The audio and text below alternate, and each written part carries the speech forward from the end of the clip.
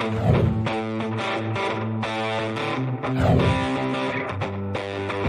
listening to the Cantina Cast, your home for thought-provoking Star Wars talk. Join Albert and Jonesy in breaking down the latest news, trailers, movies, and of course, your favorite characters from a galaxy far, far away.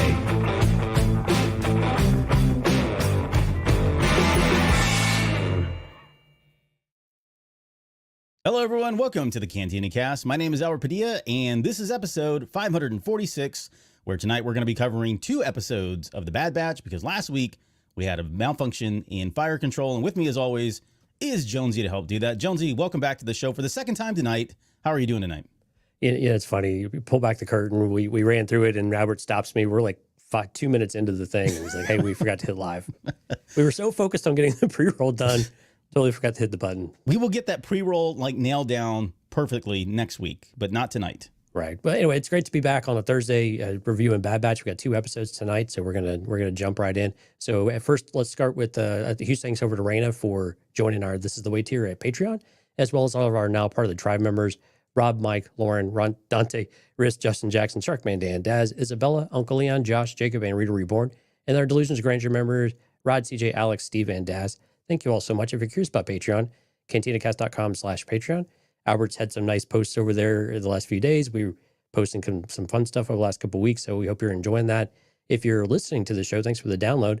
And if you'd like to join us on the live stream, cantinacast.com/YouTube will get you everything you need to know so you can subscribe to the show and hopefully leave us a like, leave us a comment. Let us know what you think about the Bad Batch episodes. Yes, and if you are joining us for the first time tonight, feel free to drop comments in throughout both the full breakdowns of here. We'll try to get to some of those. We won't get to all of them, but we certainly will get to any questions, comments as they come up.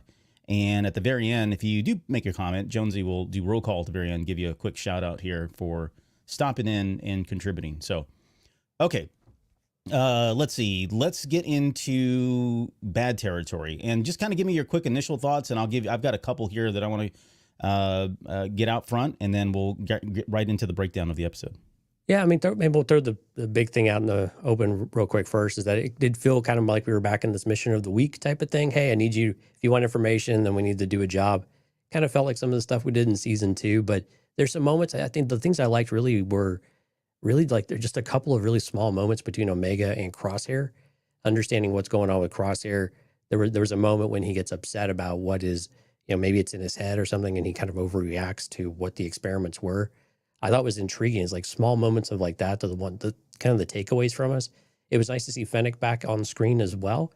Ming-Na Wen like killing the part as usual. I love and this is a similar feedback for both this episode as well as Harbinger with Ventress, is that I love that these characters have not really moved from their mark. The characters of Fennec Shan and Asajj Ventress, that they're still very much rooted in who we expect and what we see. And we'll talk about with Harbinger, like when you think about, do you need to read Dark Disciple to know where Ventress is at as a character at this point? The answer is no. Like you could really pick up from right where you left off with Clone Wars.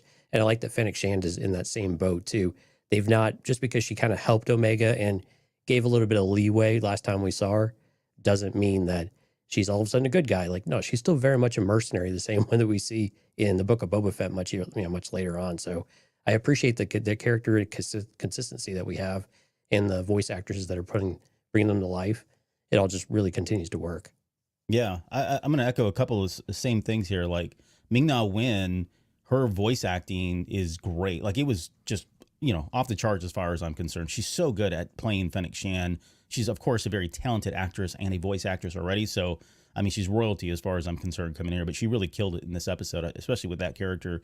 And just some of the subtleties and the nuances of how she delivers the lines, still being the boss, and at the same time still having that lighter side where you kind of feel like, okay, she's not really a bad person, that sort of thing. Because it's very easy, I can see, where especially with the lines that were given to her, where she could have crossed, one way or the other, and she kind of rode that just perfectly right down the middle. So well, and we're trained to think bounty hunters are bad guys, right? Exactly. They tend to flirt on that side of the law. So, and she kind of lays into she really goes into it and falls into it. So I like it. She does such a great job around the money. Yeah, she's more of an opportunist than anything else.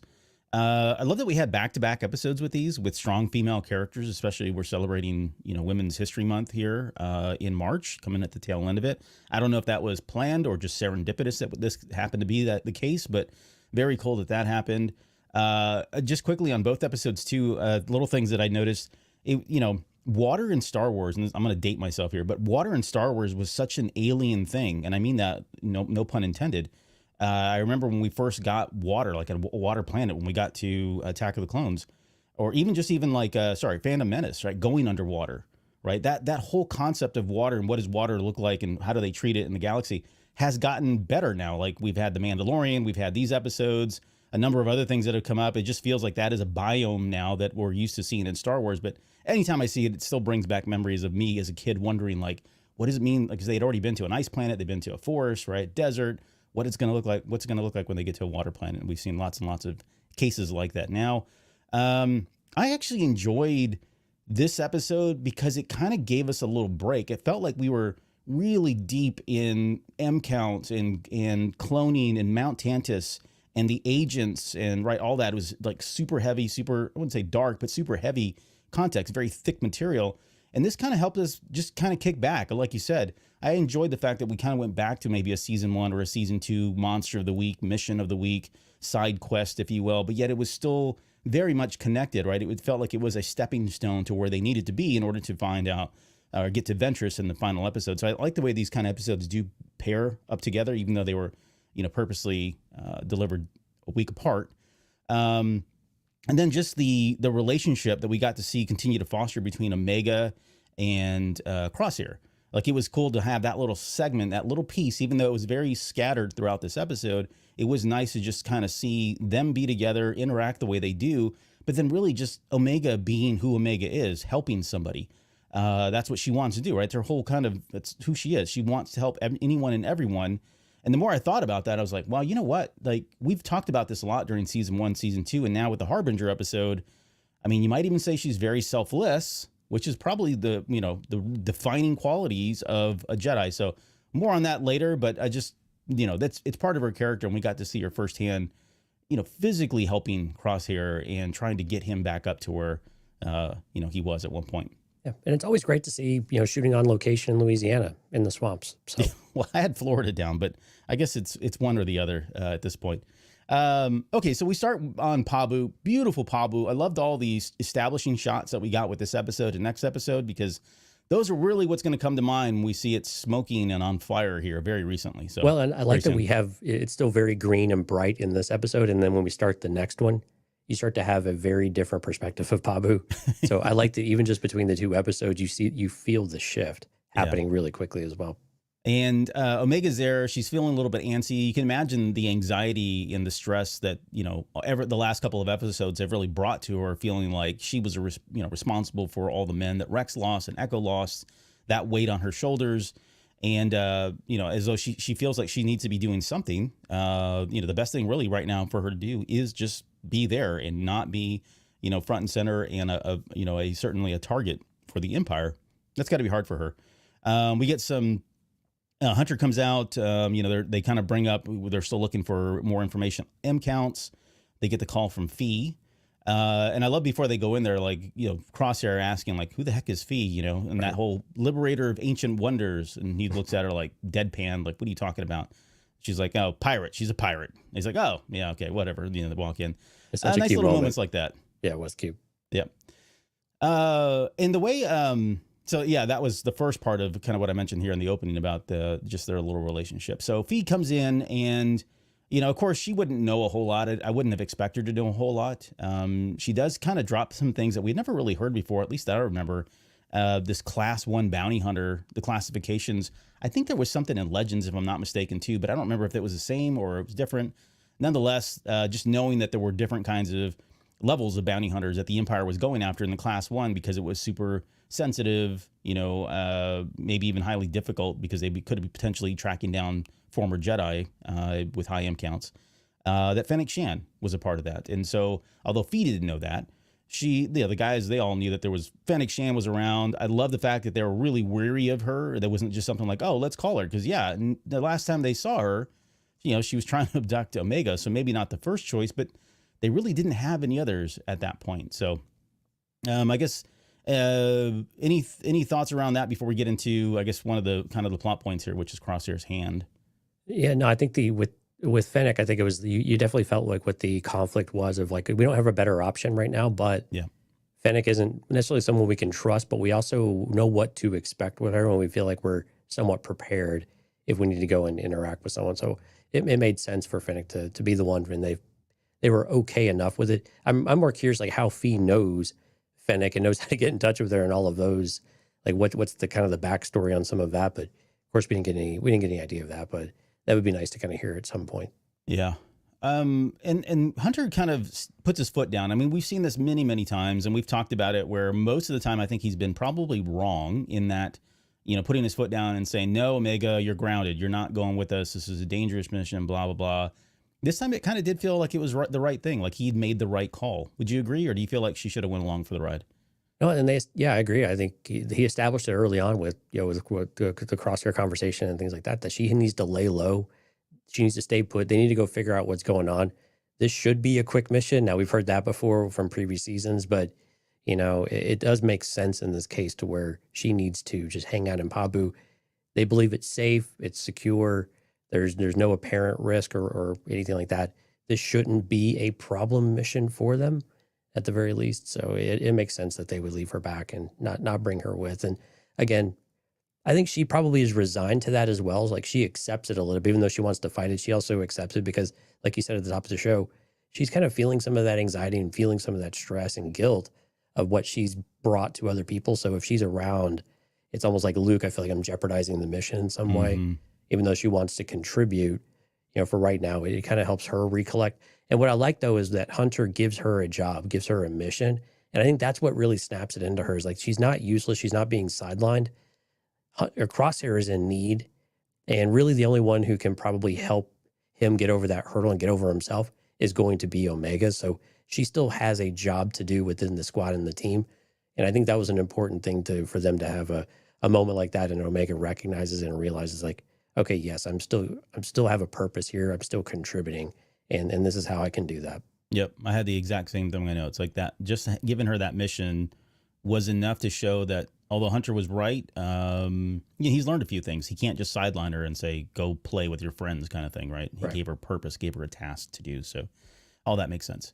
Okay, so here's where I'm going to kind of split the two stories up because we did get there's a couple little segments here with Crosshair and Omega, and they were, again, kind of scattered, sprinkled out throughout the rest of the episode. So why don't we talk about that? Then we'll jump over to the other stuff here, which, of course, with Hunter, Wrecker over in Florida, Louisiana, whatever swampland that was. And then we'll kind of wrap up because that's going to tail in nicely into the Harbinger. So we pick up on Pabu again, of course, and AZ is kind of doing his physical assessment. Now, I want your thoughts on this because you and I had speculated quite a bit about what was bothering Crosshair. Was it something that was a result of the experimentations? I don't know that we ever really kind of threw out the idea that maybe it was all in his head. I think we were leaning more into the physical aspects of it, whether it was just him becoming older, something with the cloning, likely because of the experimentation. But I think where they landed, well, actually, I don't even know. I want your thoughts. I don't know that I really have a clear understanding of exactly what it is. Maybe it's some combination thereof. I still kind of am more on the side of it being physical and a result of the experimentations. And I'm deducing that only because when AZ brings it up, he gets really upset. Like something triggers him. The PTSD kind of triggers at that moment. He gets up and walks away. And I thought, okay, well, he, no pun intended, he probably hit a nerve there. But I guess where do you land on this? Do you think it's both or one or the other? Any thoughts? It's a tough one because, again, what would cause him to physically shake like that? And it seems like in your head that would be a little bit more difficult. It seems to be more physically oriented, but, it makes sense. And this is where it's a little bit, we're curious, right? We want to know what happened, and Crosshair refuses to talk about it. I'm hoping this comes out at some point in the series to understand what exactly Hemlock is doing to the clones. I think it will. I think this is something that should be answered and probably will be answered, at least to an extent. And I mean, it seems like it is in his head. I think the show is telling us it's more or less in his head, and he needs to be open-minded to confronting his fears, right? Or confronting his anxiety or his stress or the, you said the PTSD. There's another word I'm looking for. It's escaping me, but he needs to come to terms with some of that and accept it and be able to, fully move on from it. And yeah, I don't know what that exactly is, like what would cause your arm to shake, but I mean, clearly there's something, and he seems to be open to it. I like the exchange between him and Omega. I've got an idea, but and he says he's not going to like it.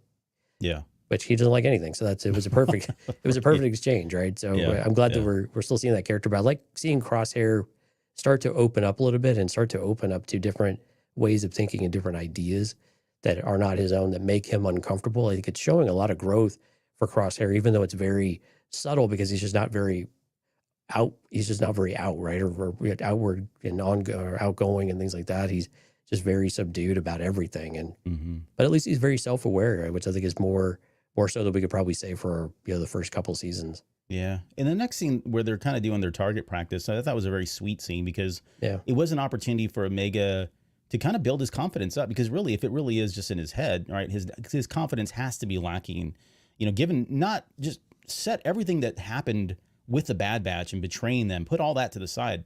The fact that he really isn't the same person that he was, from a skills perspective, that says a lot. And Omega was kind of catering to that here, saying, hey, you're still capable than most, which is very true. I really wish they would have given us some kind of a, they had threw out the, what was it, 56% or 63% or whatever his 53, target ratio was. It would be kind of cool if they would have just slightly hinted in there that he was up to like 70, right? That way we know that there's projected growth that is happening, because it feels like he's coming along. We're starting to kind of see him make some changes, but we're not really seeing that translate into his, his tactical skills and shooting. But nonetheless, it was a really good moment there. And then of course like you mentioned, she says, well, I've got an idea. He knows immediately, oh my God, I'm not going to like this, am I? And she's like, nope, but you don't really like anything else. You don't like anything. Right. So all that makes sense.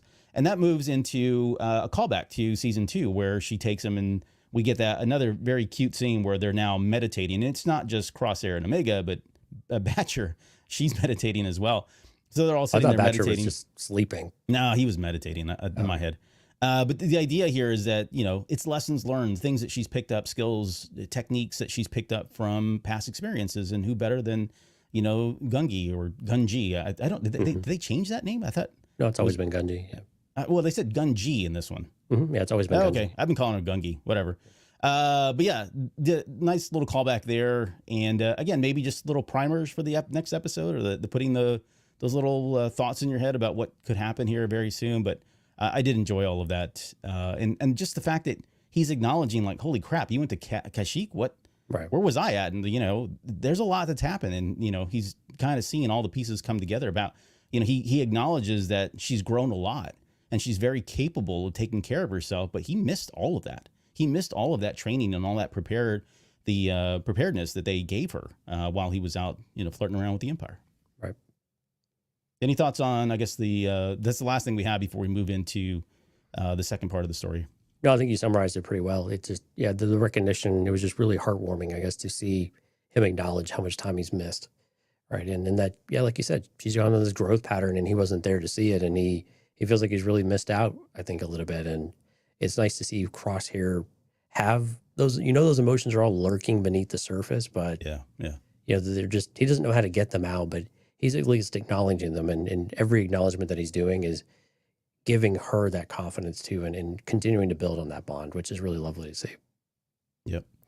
Okay, well, let's flip, and that's the end of that storyline. So we're going to go again. We took these out of the order in which they came up in the episode, but we go over to the Surya space station, which, by the way, like, that has got to be one of the roughest places I think they've ever shown in Star Wars. I couldn't believe just all the kind of mayhem and nonsense. I mean, you think of, like, scum and villainy. That thing has a leg up on good old Tatooine, Mos Eisley there. Yeah, it was pretty rough. There were, patrons getting thrown out of bars, getting beat up, people on the side of the street kind of beat up and living the rough life, if you will. And yeah. So, and then go into the place and you're getting shot, bottles, and even the staff are getting in on the action. Yeah. And they came across Fennec Shan. I thought that was an interesting little exchange there. I mean, we won't go through every detail, but it basically was the Bad Batch, Wrecker and Hunter, being the bullies in the cafeteria, saying, grabbing the nerds' tray and throwing it and saying, get out of here, go do something else. We're here now, kind of thing. And Of course, I don't know. Maybe that was just posturing because they were in the space station, in that space station. It was kind of a rough and tumble place, and that's just how you have to kind of respond. It did feel a little out of character, given we've come to love them as my three dads or the dad batch or whatever you want to call them. But hey, they've got different sides of them, and they can exercise them as they need. And of course, this is where we get the whole exchange of, okay, you want something. They get into the whole midichlorian M count thing. She's like, I can give you information. It's going to cost you. And we get into the mission of the week thing that we talked about it. And I enjoyed this. I like the fact that we were going to just take a sidestep over and get away from a lot of this stuff and get back into, some rough and tumble action in the Louisiana swamps or wherever that may be. But yeah, the gist of it was she got to keep all the money, which is not what they were really after, honestly.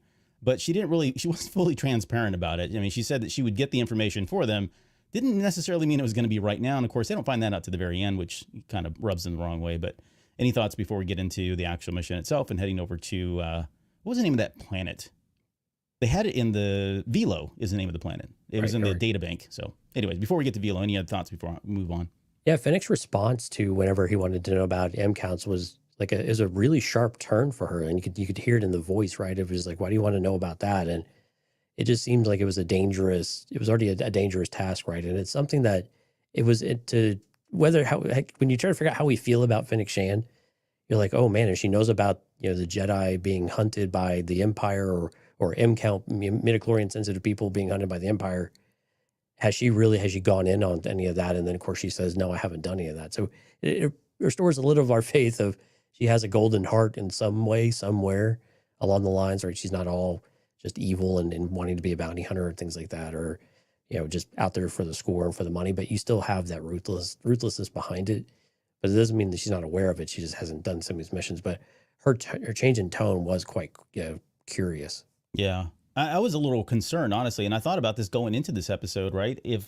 Even before that, when we knew that she was a part of all this, we were kind of leaning in this direction already.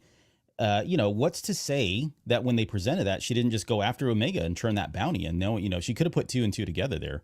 I did enjoy that she brought up Omega's name immediately, almost as kind of like a, hey, I'm checking you kind of thing. Right. Even though it's been a while, I know who she is, and I probably could still find you if I wanted to. So tell me exactly why you want this. So yeah, you're right. It was very much a restoration of faith, knowing that she was at least going to take the mission on. And I wouldn't have expected her to do it anyways. But you just never know. I mean, a lot of time has passed between now and the time we get to the Book of Boba Fett. Maybe she's gotten a little bit lighter or a little bit easier, softer. I wouldn't have expected that. But, who's to say that she wouldn't have done that? So the opportunity was there and she didn't take it. Yeah. And again, I don't know that we see her as soft in any kind of way. I think she's clearly as shrewd and as ruthless as she's ever been and as cold about some of this stuff. But I think also, when they're on the boat a little bit later on, you still get that curiosity, and that softer side of her does come out. Of there's something about Omega that just strikes, her like, hey, well, what did happen anyway? Because we were on opposite sides of this thing, and now she's not here. Like, what's actually happening here? And so it was good. It's interesting just because she's just a complicated character in that way. If you don't quite know how she feels about it, you feel like she maybe wants to soften up, but she'll never let herself soften up at the same time. Yeah. Before we get into the mission and Velo, let me just go to the chat because we got some stuff popping in here. So Nicholas says, I hope Omega starts learning little by little about the Force through what Gungi taught her.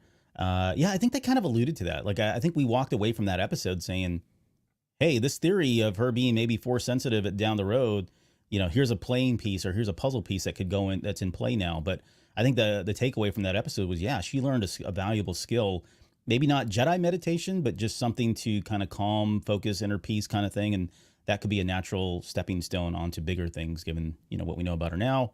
Nicole says, I like that Wrecker got a chance to shine a little bit in using his knowledge of, I don't know, they didn't finish there.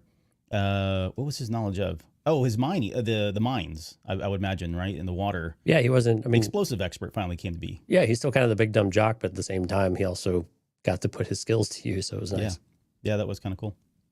And then Chris, we'll get to this in a little bit. He says, how refreshing was it for Ventress to finally say the word midichlorians? I would agree. I've got some thoughts around why they've been dancing around saying midichlorians, which is probably grounded in more reality than anything else. But hopefully I'll remember to come back to that a little bit later. Okay, so we get to the mission debrief, and this is where Fennec Shan's letting them know that they're going after somebody named Sylar Saris, the Slayer of Ordo Iris, which the alliteration there is just beautiful. Whoever came up with that's amazing. Looks like a praying mantis kind of species. I can't recall us ever seeing this species before. I don't know if it was new or not. It is brand new. There's a lot of folks who, and I think even on StarWars.com, they had one of those behind the scenes photos of, hey, this character might look similar to the one in A New Hope that was behind Obi-Wan in the Cantina, but it is a brand new species. So it is 100% brand new. And it's actually a call to, it's got a reference to the Jedi Fallen Order games where the Haxian brood, the ones that he betrayed, were created for the video game. So it's a nice bridge with the video game. So that's cool. And be able to do that. So yeah, it's kind of a nice little Easter egg there for folks. We love when it's all connected. And sometimes we go too far to make it all connected, but that's what we do as Star Wars fans. But apparently this guy has been bunkered in, living the high life after he kind of crossed this Haxian brood, these bosses. And a number of people have tried to go in there. No one's ever made it out. And so she's bringing in the heavy artillery, the heavy guns with Wrecker and Hunter. And she says that eventually everyone's luck runs out. Speaking of Saris's luck. So he was a force to be reckoned with too, man. I mean, he was something fierce. Yeah, he was pretty cool. I liked his character. The little that we had, but they get to, so we had the Velo. Again, that name wasn't dropped that I remember in the show, but it was again in the Star Wars databank. Swamplands. We saw this in the trailer. It's kind of finally nice to get to see it. We know that the planet's air is toxic. And then speaking kind of back to what I talked about at the very beginning, just kind of nice to see that we got the, more, what was a hydroskiff, I think was the official term that was used for them heading into it. Very cool design, but eventually they make their way up to the boss's area where he's been bunkered in. And we come up with the first obstacle, and it's these mines that are in the water. And this is where Wrecker gets to finally use his skills as an explosive expert. But prior to that, I thought it was funny that she was like, Hunter, you need to track us, basically get us there, use your tracking skills, right? And I'm like, he's in the water. Like, I don't know what but then if you think about it though, from the Clone Wars, we know there was, at least I think we speculated, there's probably something else about him. Like he's connected somehow. He can feel vibrations or has some kind of extraordinary extrasensory power, which makes him unique as a member of the Bad Batch, that gives him those additional hunting skills. So he doesn't necessarily have to be boots on the ground, ear to the ground, touching things. There's no psychometry involved, but there is just something about him. So I'll give him the benefit of the doubt, but I just thought it was hilarious that she's like, go ahead and track, even though I'm going to be in the, you're going to be in a boat and we're in the water pretty much the entire time. Yeah. I mean, he's got a high M count as well. They all do. They all do. They all have them. That's part of being the Bad Batch. Wouldn't that be something? They've never really, they checked Crosshair. So that kind of rules that out potentially. So let's see, we get to the mines. And of course, this is where she says, look, we need to go through the mines. If we go around them, as Hunter suggests, that's exactly what he wants. And so she dispatches, and I love the fact that she was playing the boss throughout all of this. It had to be weird for both Wrecker and Hunter to be suddenly, employees, if you will, henchmen, hirelings to Fennec Shan. But, she was definitely exercising her power, ensuring that they knew who was in control, who was in command, and they weren't going to get their information unless they did exactly what they did and what she wanted, including getting into the water and disarming all of these bombs. Of course, they eventually get all of those dismantled, with the exception of like one or two when they were suddenly attacked by the Gators. And I think the name was the Grizzards, which sounds like a mix between alligator, lizard, and turtle. I don't know. It's a cool name, Grizzards, but the Grizzards start attacking. So let me pause there. We can get into the action, but overall, I thought it was a nice little action sequence. We got to see Wrecker, do his thing. I think he was wrestling these alligators at one point. We got to see the shot from the trailer that we were speculating on, where it kind of one jumps out and grabs Hunter, pulls him in. Wrecker gets to jump in there, rescue him. Fennec Shan's on top of the boat. She's shooting a couple of them. So nice little action sequence. I thought it was great. It worked well within the moment, and I felt like there was a good amount of tension that was building up there. Yeah, and the animation, I think, in these action sequences just continues to be really good. And again, some of the even the lighting, like it works well enough whenever you can get the brightness up on your screen a little bit, but it's still exciting. It's still got some moments to it, and it's fun. And again, it's really nice to have a different environment altogether, and just a different scenario to do. Even like what we have with Ventress later on, with out in the ocean or whatever. It's just nice to have a different environment to fight in and have to navigate, and a completely different set of rules to play by. Yeah. And we've ticked yet another like biome for Star Wars here, getting into the swamps. I think, I mean, we had the Florida Gators that came up in the Mandalorian season 2 or whatever it was, Right. but definitely not nothing like this. So, okay, so this is where we get kind of after all that action, we get to a little bit of lull here, and I think it's a good piece because this is where we get the exchange between Fennec Shan and Wrecker and Hunter about, hey, that Wrecker says that Omega got away from Fennec. Fennec whips right back and says, looks like she got away from them too, which I thought was a nice little quip to whip around with. And Fennec then asks, what's happened to Omega? And so she clarifies that she let her go, that after the bounty was called off by her client. Now, we speculated on this. Right. I think we were talking about who was it that hired Fennec Shan, who hired Cad Bane. I think we agreed that it was most likely Nala Se. And that seems to track, right? I think it's Nala Se that probably did hire Fennec Shan, if that hasn't been explicitly already been, given. But it sounds like, yeah, I mean, if you're looking at Nala Se, I'm back here, I'm a prisoner right now, and then she becomes even more of a prisoner later down the road. It's probably best for her to be in the hands, as long as they're with the Bad Batch, or she's with the Bad Batch, that's probably enough. So I think all of that tracks. It's kind of nice to finally get some answers, even though they weren't very explicit about it. But did you have any thoughts or any different theories around that? Nope, I think it confirmed everything we thought we knew. So I think it works. And again, I like that we get the softer side of Fennec coming across of she's curious, but she also can't help but be combative with them. And they can't win an argument, and she can't let them win an argument, and she keeps them in check and in their place. And so I like that we still have that, but there's also this compassionate part of her that is curious, I think genuinely curious about her, because we got that same feeling from her when she was trying to take Omega. And it wasn't that she was doing something dastardly or anything like that. It was a job. But then as she got more acclimated to Omega, there was something a little bit unique about that situation, with interacting with a kid that she doesn't normally do. Mm-hmm. She has a line into here also where she's talking about good guys, bad guys, the money's all the same kind of thing. Yeah. I can't help but think of, DJ to bring up. I know we don't talk enough about DJ from The Last Jedi, but it was very similar in that kind of regard where, they're opportunists. They're out there to make money. And whether you're on the light side, the dark side, Imperial forces, Rebel forces, Republic, it's all the same at the end of the day to them. It's just a job, and it's just a way to get income. And it brings up this money thing, because I remember back in season 2, or maybe even season 1, Sid was always on them about, hey, get some money, go retire, go hide away from the Empire where they never can find you. And of course, we know as, certainly deliberators of Star Wars content and theories, that's probably never going to end well. You can't really truly forever outrun the Empire. Right. But she does bring up the same point here. She says that, I think it was Wrecker that says, well, money isn't everything, or maybe it was Hunter. And she says, well, that's because you've never had any, right? Yeah.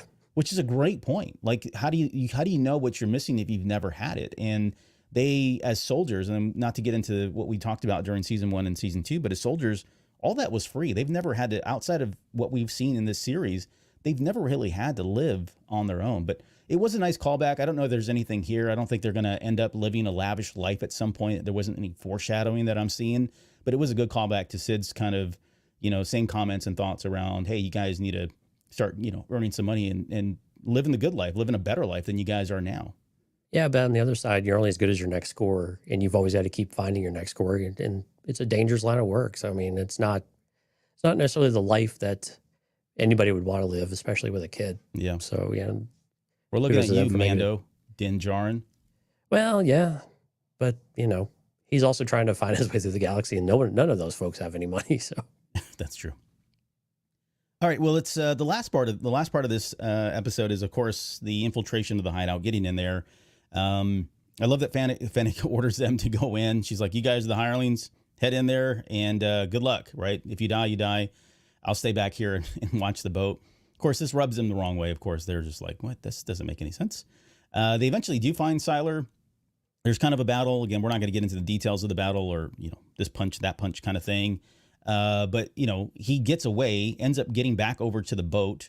And of course, Fennec, I don't know if this was planned or just part of kind of her intuition, but she definitely had moved off to the side. And so when he went to start the boat, of course, she had pulled the cables or whatever it was, and he couldn't go anywhere. So that's when they get into their confrontation. I loved hearing him laugh when he said Fennec Shan. So I guess apparently they've met before. He's laughing in praying mantis at that point. And then Wrecker comes and body checks him as he's trying to run away. They get into a fight, and eventually all three kind of surround him, stun him, and that's how they take in Siler. So probably not doing it justice, but I felt it was, effective. Yeah, the cheddering that he was doing was very Alien inspired, or not Alien, but Predator inspired rather. When he attaches to the tree when he's running, and the little clicking sound with the mandibles and all of that. So, or Genotions maybe too. Yeah, or even Genotions. Yeah, there's a lot Genotions. of inspiration from some of those. So it was really cool to have some of that. And but yeah, this is where I think some of the dialogue started to get a little forced for me. I think it was just okay. We know you're the underlings. Go take the job. And then she sat back down and started like checking her gun and stuff. It just didn't. It wasn't quite sitting right with me, like the way I view Fennec Shand. It didn't seem like she was very aware of what was going on, and we know that the character is much more prepared than that, always prepared and super hyper focused. So it was a little disorienting to see the character behave that way, and some of the banter between them was like, okay, let's kind of keep this moving a little bit more here. But it was a good action sequence. I think what I liked about the character, or what was it? I'm always getting his name wrong, Siler. What Siler's character was that he was actually a challenge to bring down. Like, she wasn't wrong. Like, doing that by yourself, you can see why so many other people failed. And she probably has tried at least once, if not more than once. Mm-hmm. And that's why she knows, right? And he's slippery. And you could tell, I mean, it took 3 of them to do it. And as many stun bolts as it took, it was like, what, 3 or 4 shots of stun bolts? So not an easy target to take down. So it made sense that she needed the help. So yeah, and I think they had established earlier, and we kind of skipped over it, but they established earlier on that she had been there because when she got the boat, she had told the little pit droids that she wanted one that wouldn't capsize this time. So yeah, clearly she's been there at least once. That's how she knew about the alligators, right? True. Yeah. Yep. Alligators in the sewers. Okay, so they get back to the space station, and that's from ET, by the way. They get back to the space station, and Fennec's like, hey, well, thanks, guys. We'll, keep in touch. And like, whoa, wait a second. Where's our information? And she's like, I told you I'd get you the information. I didn't say I'd get it right now. She, of course, wanted to turn her bounty in. And then she says, I'll be in touch. And then, of course, we get the scene that everybody was talking about last week that we didn't get to touch on was who was the mysterious person that she called and said, I just finished a job with some clones. They were asking about the Empire's M-count bounties. What can you tell me? And she finishes by saying, I'm sure you can track them down easily enough. I'll send you what I have. So, there's been we'll kind of end there. That's a nice segue into some of the questions that came up during the Harbinger of like, how the hell did Ventress even find them? Well, they kind of alluded to the fact that, Fennec had a hand in this. She's got some information. She's got some past experiences. I don't know if that's enough for people to bridge together, but any final thoughts before we get into our opening thoughts on the Harbinger and kind of breaking down that episode? Nope, let's move to Harbinger. Okay, so initial thoughts. I've seen a lot of mixed reviews in this episode, quite honestly. I've seen people that have been over the moon. Katrina, who I subscribe to her Patreon page. She's a huge Ventress fan, and she's like, that's all she's been talking about. A lot of the Ventress fanatics are, of course, over the moon of this with this episode. I loved it. I thought it was great. And again, I've been tarnished. I've been so like beat down by Lost and other programs where I don't get the answers immediately. And I've just become desensitized. I'm like, yeah, okay, whatever. I'll just roll with it. Eventually they'll tell me I might be dead before I understand how Ventress came back in real life here. But I think they've at least, I'm okay with it. It didn't bother me, but I've seen other people say, look, it would have been nice if they would have just given us 2 minutes of some kind of back dialogue or context about how she lived. And it's there. I agreed. You have to really get at it. And even then it's probably speculative at most. I think the question that I kind of want to throw out there and just kind of get the elephant out of the room is about whether or not, for the normal, I wouldn't say that's not the right word, for the average person that's coming in that is a Star Wars fan that's watched the Clone Wars and watches everything on television, maybe watches the movies, right? Their last recollection of Ventress was that she disappeared. Like they don't have the whole story about her dying. So for her coming back, it just looks like she's now on the good side. And that's not a far cry from where she was at the end of the Clone Wars. We know that she wasn't necessarily on the Separatist side, but she was there helping Ben Kenobi out, and Anakin out. So it's not a far cry, at least from my stance. But what did you think? I mean, is there a lot of disparity there, do you think, with people knowing? And what do you think people think when they hear that, oh, wait a minute, she died and now she came back in a book kind of thing, I don't have a problem. But yeah, I guess your thoughts on that. So I think that's the surprise to people that don't know is that, what do you mean there's a whole nother story where she died? That makes no sense because we saw her now, we see her now. But I think the thing that the people who are maybe more critical of not getting, or maybe not critical, there are some people who are very critical, but I think some of them might be longing for the answer.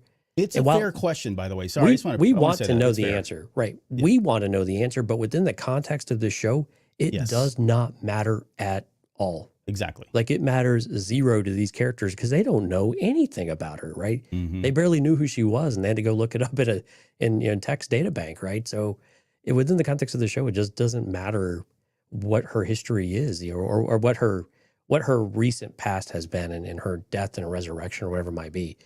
Now, throughout the entire episode, did we get enough answers to questions in general?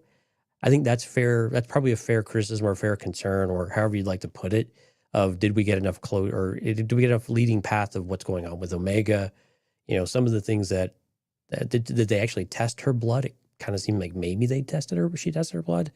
But so there were a lot of questions there that didn't get answered. I think those are, fair and on the table that we probably could have more from than what we ended up getting. But her death and that backstory just doesn't matter. And again, if you actually watch the Clone Wars, and this is the next piece of content you see Asajj in, it actually feels like a very good natural progression because at the end of Clone Wars, when we last see her, you started down this path.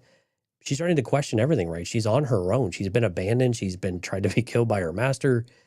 She's kind of helping Ahsoka, but she's in this very in-between space. She's helping out this ragtag group of bounty hunters or wannabe bounty hunters.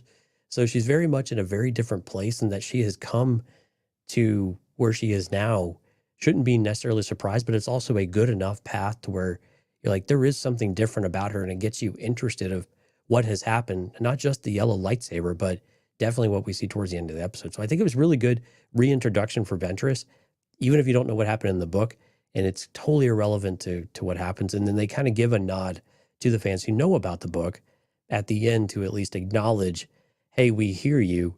And of course, Nick Futterman has said that we're going to get more content right, for Ventress. It will be explained. And Brad Rao and all of them have been hinting at it for months now. So we know it's going to happen. We just got to be patient for it. Yeah, I'm with you there. And I was stupid enough to go down this rabbit hole with a fight on Facebook with a person, and I won't name names or what group it was part of, but I went down this rabbit hole of fighting because I think his argument love it. I do love it, but it's nice to prove people wrong. But they were arguing. The defense was this was lazy storytelling, right?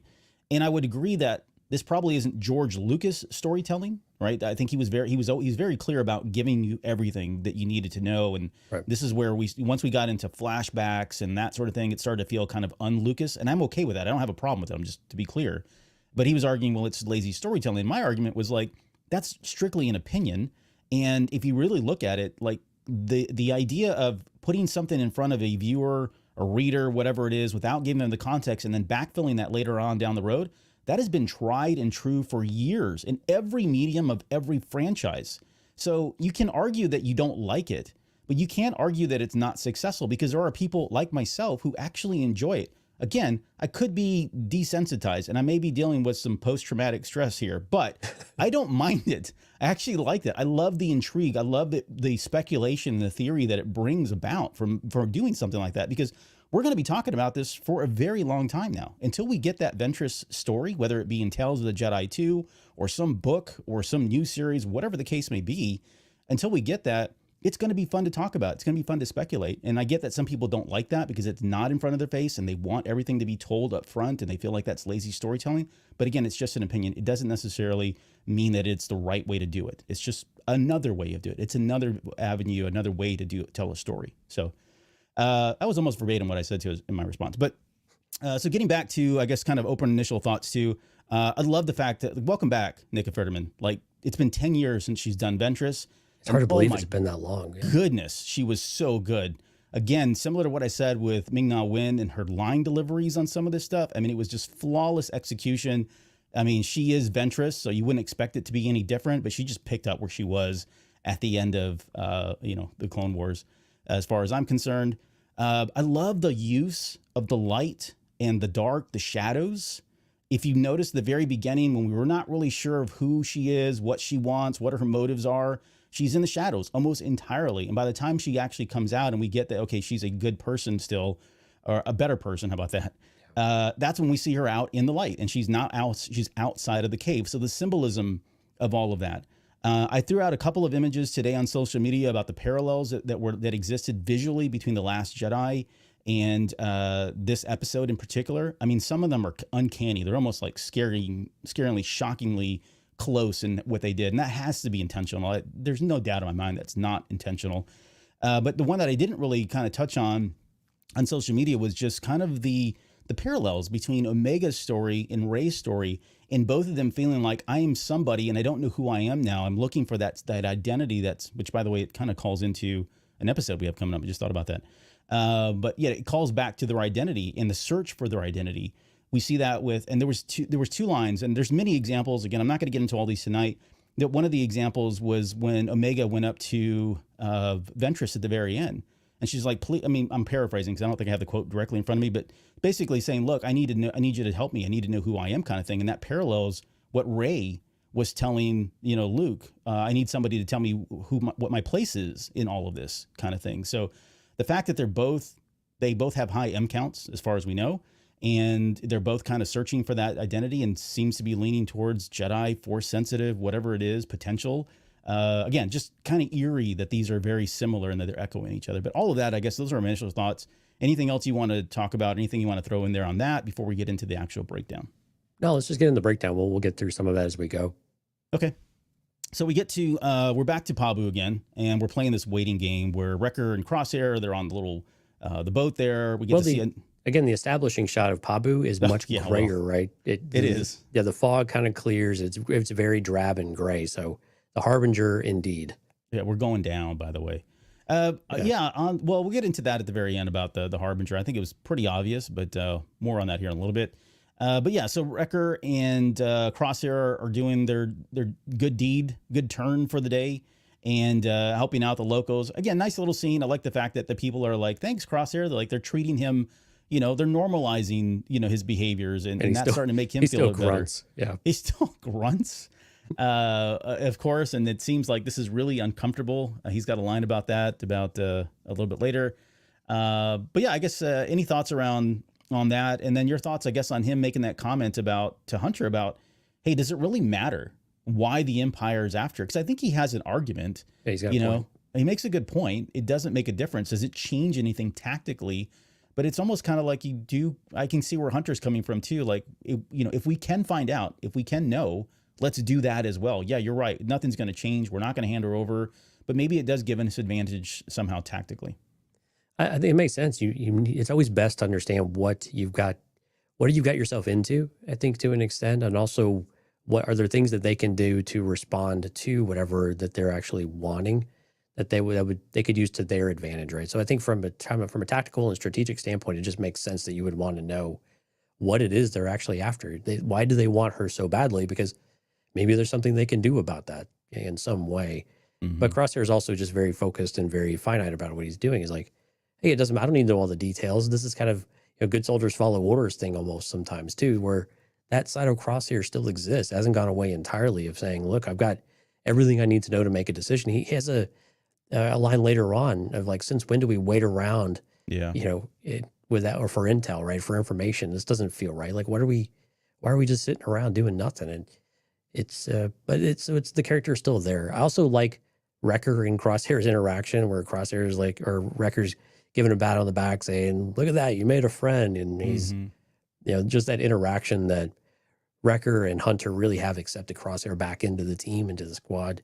And those, again, like we said a few episodes ago, once that was decided, 100% decided, and now we're just seeing that brotherly bond really start to reform and become more natural for the team.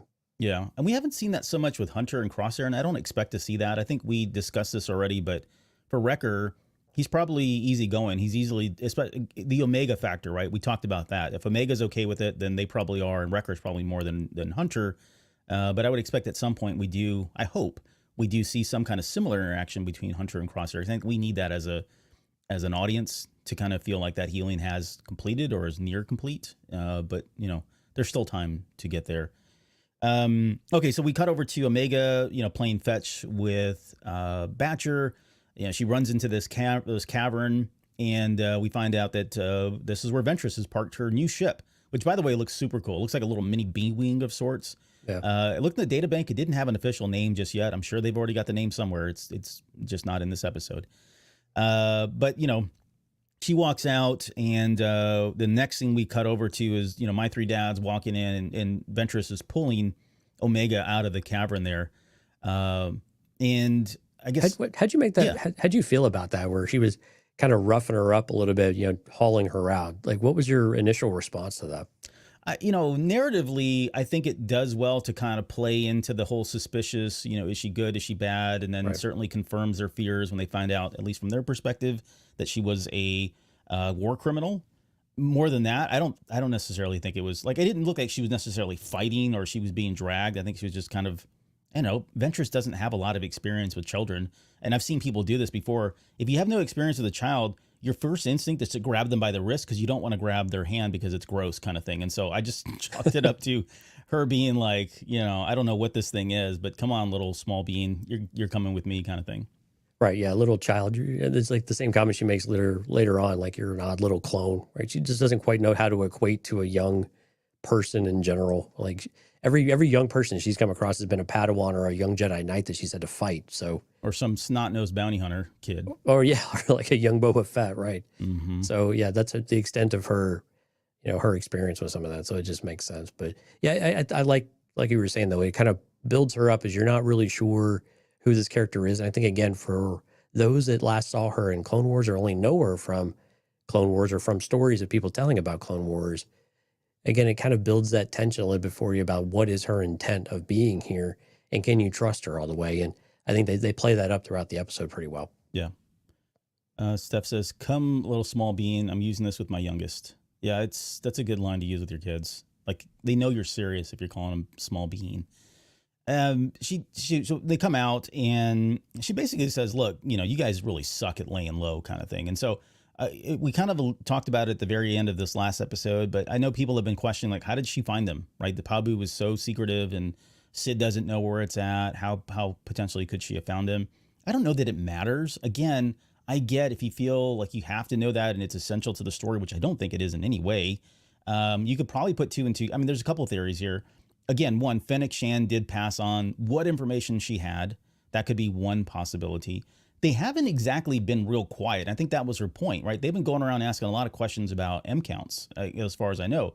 Who knows what Fee did, right? Fee just set off, I'll go find something. Well, we don't know how. She could have asked a million people. She could have put out an APB and just asked a billion people, and it came across. And, it's not hard to draw the conclusions that you've got somebody, the Empire's looking for people with M counts, and suddenly you've got somebody like Fee or a group that's asking about, knowledge about M counts. I mean, it's not hard, I don't think. I think more intriguing is how the hell she got that ship onto Pabu and parked under the cavern without anybody noticing.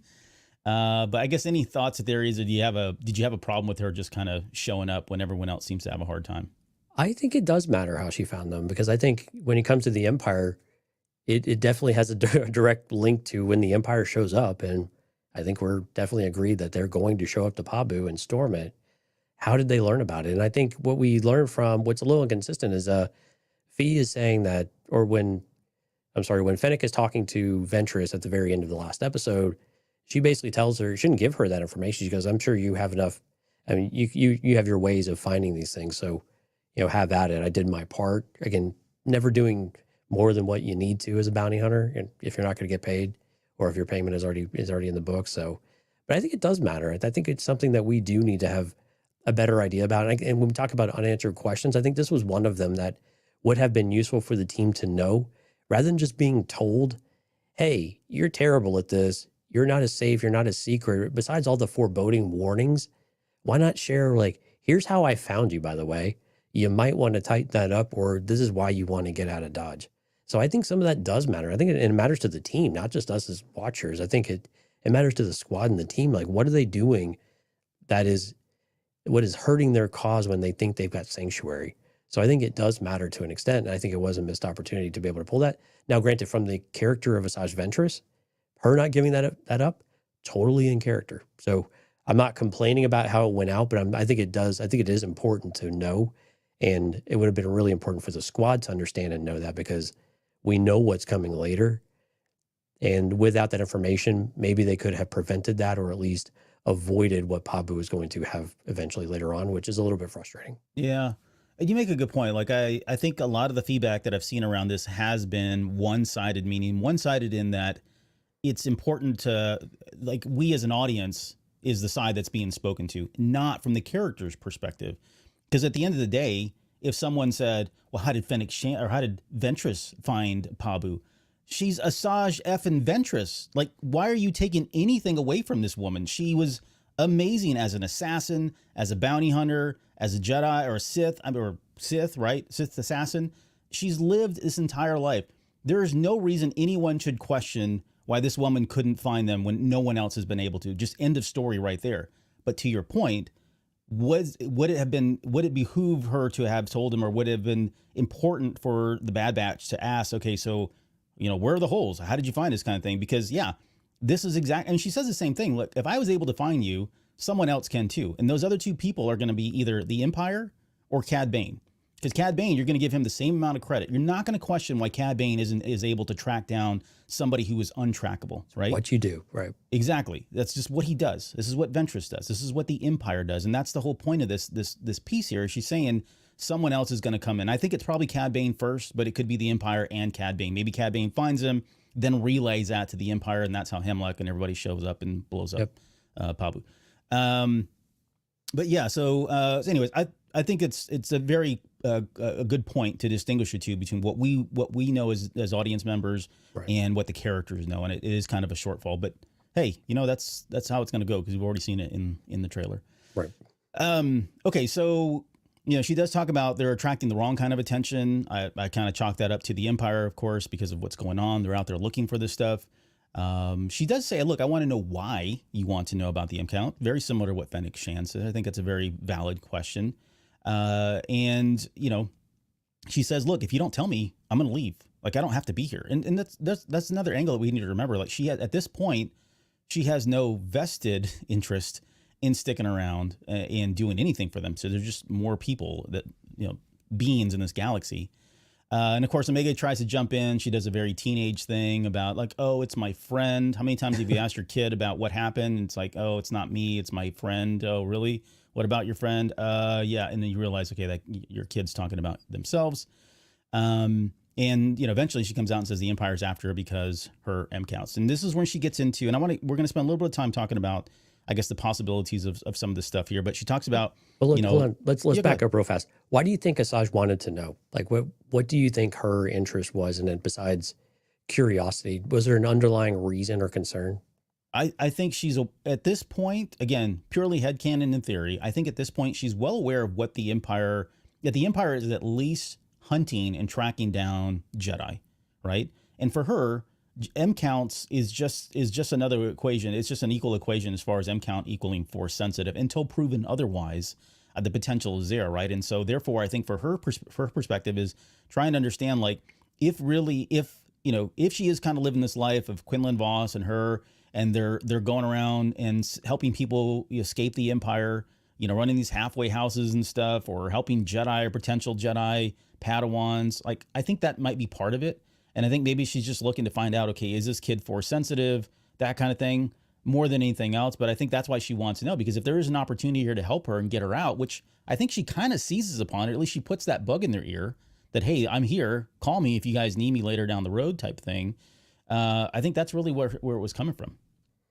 Yeah, I think that's one possibility. I think also understanding, again, she knows what the Empire is doing.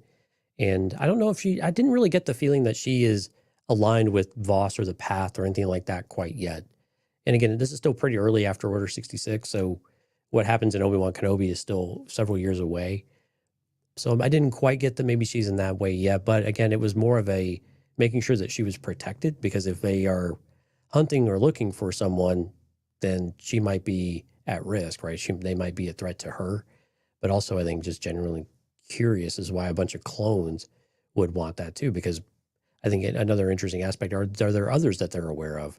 Are they trying to figure out what's going on, or do they have intel on the inside that would be curious and interesting for her to be able to do things if she is in the mode of trying to rescue or help, or at least be sensitive to Force sensitive people, because she knows they're being hunted and stalked and probably experimented on. Yeah. I'm just curious how much she really knows and what is everything that goes with what Asajj Ventress knows at this point. I think things we don't need to know as an audience, but would be lovely to know because it helps just kind of inform everything else that's going on around us. Yeah, and I think it knowing that probably allows us to start kind of thinking about where she's going to go next, right? Knowing where she, how much she knows now probably leads into whatever we see in Tales of the Jedi, or whatever we see her come up in the next sequel series of sorts. Maybe it is, the stuff that we see from Kenobi. Maybe it's just the inklings of that. Maybe this is the beginning. This is kind of the start of it, almost a harbinger of sorts in itself. But yeah, it's again, to your point, they're not going to tell us in this episode.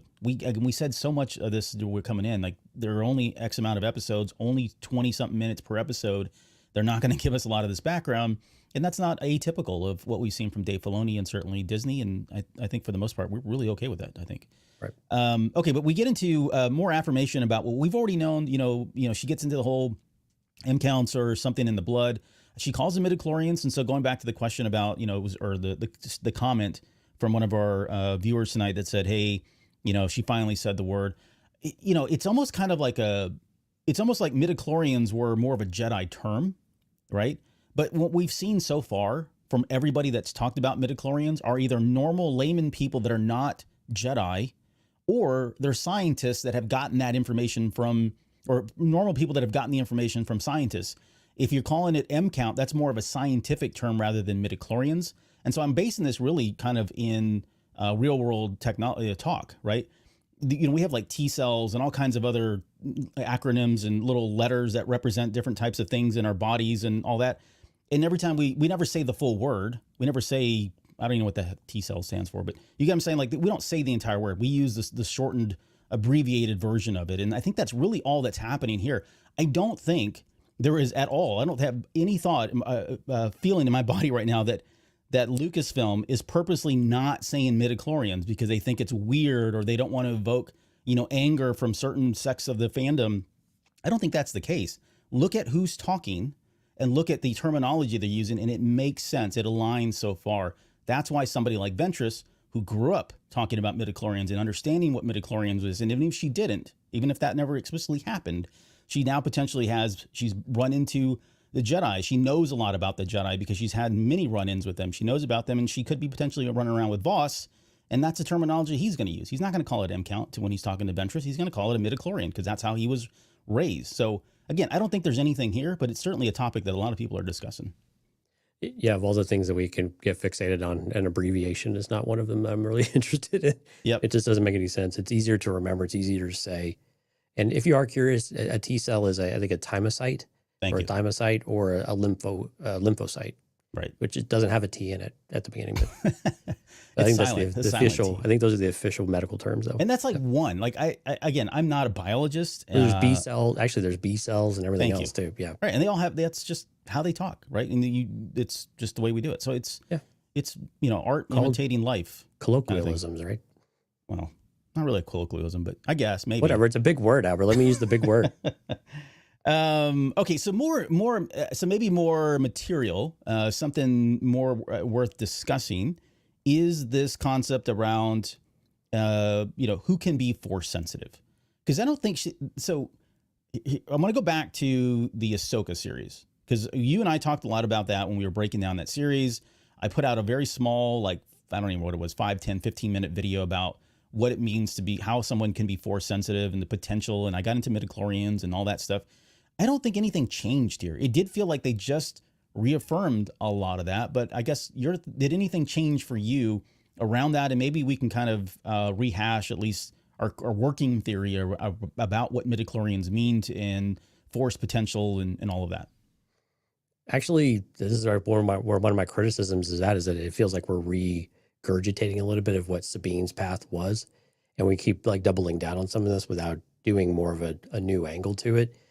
And especially with the ambiguity at the very end, we didn't get the closure that we had with Sabine. Of course, season's not over quite yet, but sure. But no, I think it reaffirms it that potentially anybody has the capacity for it. The Force works in mysterious ways. you know, and I think Asajj even says it as much of, you know, when Omega says, I'm a Jedi, and she's like, well, no. Right. Just because someone has it doesn't mean that they have the training and everything that goes with it, the discipline and all of the things that were laid out by Ahsoka and Anakin and through Sabine and Hu Yang and all of that, right? So all of those things matter. All those things go into it. It's not just your receptiveness to but I like the way that Asajj explained it, though. I thought it was a really good explanation, and the team understood what force sensitivity was, but she kind of tempered it a little bit too. And some of the training or the tests that she gives her are not necessarily just a straight blood test, right? They're things of discipline and things of patience and ingenuity and those types of things that go into overall ability. You could argue that maybe they could be any kind of task or challenge, not just one for the Jedi, but I think you can find things within each of them that do make sense of why she would put her through the paces to understand what is her aptitude for, what's her natural ability versus what is something that she can learn or test or train in that way. Yeah. Yeah. And I agree. Like it's, you know, everybody has midichlorians. Therefore, technically everyone has force potential. Like as revolutionary as that may sound, it's not. And again, I'm going to go back to the video I made. That's George Lucas, guys. He's the one that said that. There's the exchange between George Lucas and oh God, what's his name? The writer for Empire Strikes Back. My God. But they were going back and forth. And this is where they were talking about, you know, he's asking questions. This is during Return of the Jedi, by the way, when they were writing the Return of the Jedi script. And it's George Lucas. It doesn't matter the details so much. It's George Lucas who said that everybody has the potential to become a Jedi. And it's even questioned, like, everybody? He's like, yes, everyone. So this is a Lucas concept. This isn't something exclusive to Disney, new with Disney. Now, that said, it's way more complex than that. That's just one thing you have to have, right? You got to have the high M count, right? That's your potential to be it. But you still need so many more things, right? You need the right level of training and the right level of discipline. We hear this from Kanan. We heard this in the Ahsoka series. Asajj Ventress didn't say this, but I think, again, it was more reaffirmation here that that's exactly what it is. So is Omega force sensitive? No, she's not. Could she potentially be force sensitive? Yes, if she had the right discipline and she had the right training. And I think that's what Ventress was trying to gauge here. Like, how much along the path is she now? How much more does she still need to go, kind of thing? And if Omega honestly never crosses with another Jedi and she never receives the training, she could live an entire life with a super high M count and never display any force sensitivity whatsoever, or maybe minuscule pieces of it that just happen to be like luck, as Obi-Wan explained, right? Maybe she just finds herself very lucky at times or very fortunate or able to pick up things very well. We've seen all that. Like, these examples are there. These breadcrumb trails of her being, you know, having that potential are definitely there. But again, just because she has a high M count doesn't necessarily make her a force sensitive or make her set up to be a force sensitive force user or even a Jedi for that matter. So yeah, and it was a great comparison when Ventress is talking about. I mean, imagine how many clones she's come across, how many she's killed, how many she's interacted with, and she's like, I've never come across one, but it makes sense. They made million of you people, so you know I guess anything is possible, and you guys are quite different than anything else that she's come across too. So Ventress, again, is more open-minded in that respect and not being so dogmatic in what is possible. And I think that's also trying to help the audience say the same thing. Like, maybe we need to take a step back a little bit here and just say, this is a different crew. Maybe they're all force sensitive as far as we know, but it's something there's okay for them to be special and unique amidst all of their kind that are always struggled to be unique and have been treated as a uniform body and just clones that don't matter, right? Aside from some of the, which calls back to Yoda's conversation back in season 1 of the Clone Wars, right? And those types of things. So I think all those build and go and just give the clones more uniqueness and more possibilities and opening doors for us that they didn't have before. And we'll see where we go to see if we like that type of thing, if it happens or not. But that we're having it about that the Force found a way to manifest itself as a bigger entity within a clone shouldn't be surprising because it happens routinely. And by the way, you were looking for Lawrence Kasdan, I think was the name. Yes, that was who. Yeah, Kasdan was one that was like questioning Lucas, like, really, anybody? He's like, yeah, anybody. Go look it up. It's great. It's from the Making of Return of the Jedi. It's from that book where they capture that whole dialogue that goes back. And Mark Kwan is in there as well. But I want to say we did a Patreon on that, actually. We did something, yeah. We did something where we talked about. I think we pulled some bits and pieces, but I don't think we talked about the force sensitivity piece of it. But yeah, yeah, same interview we talked about. Same interview, exactly. Let's see. Walker says exactly. That's the explanation some viewers need to hear. And here's what I would say. Like, it makes sense to me, and it makes sense to Jonesy and probably you guys because we eat, breathe this thing all day long and talk about it all day long. But I do understand that some people who are not as connected and didn't watch or haven't read that book, haven't watched all the behind the scenes discussions on Dave Filoni and the Force, haven't seen the George Lucas interviews and the storyboard stuff where he's talking about force sensitivity, haven't seen a Ahsoka series. I get it. Like they're not explicitly just coming out and saying it, and they probably never will. You just kind of have to deduce that from everything. But at least they're being consistent is what I would say. They're consistent in what they're saying. They're not stepping on each other's toes, and we're not giving us new angles that we're like, oh, now we got to really rethink this. It's been pretty pretty steady so far. Okay, I don't know where we are on this notes. So yeah, you talked about her. She's saying like I'm a Jedi now. Of course, that's not the case. Ventress does say your blood doesn't make you a Jedi, confirming that it's not the midichlorian count. You need training.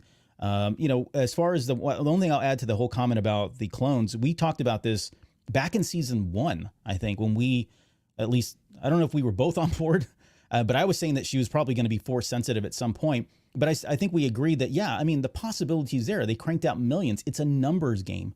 It's just a matter of time before it happens. And I think at that time we may have been talking about, well, maybe it's, all the clones, the Clone Force 5 kind of thing.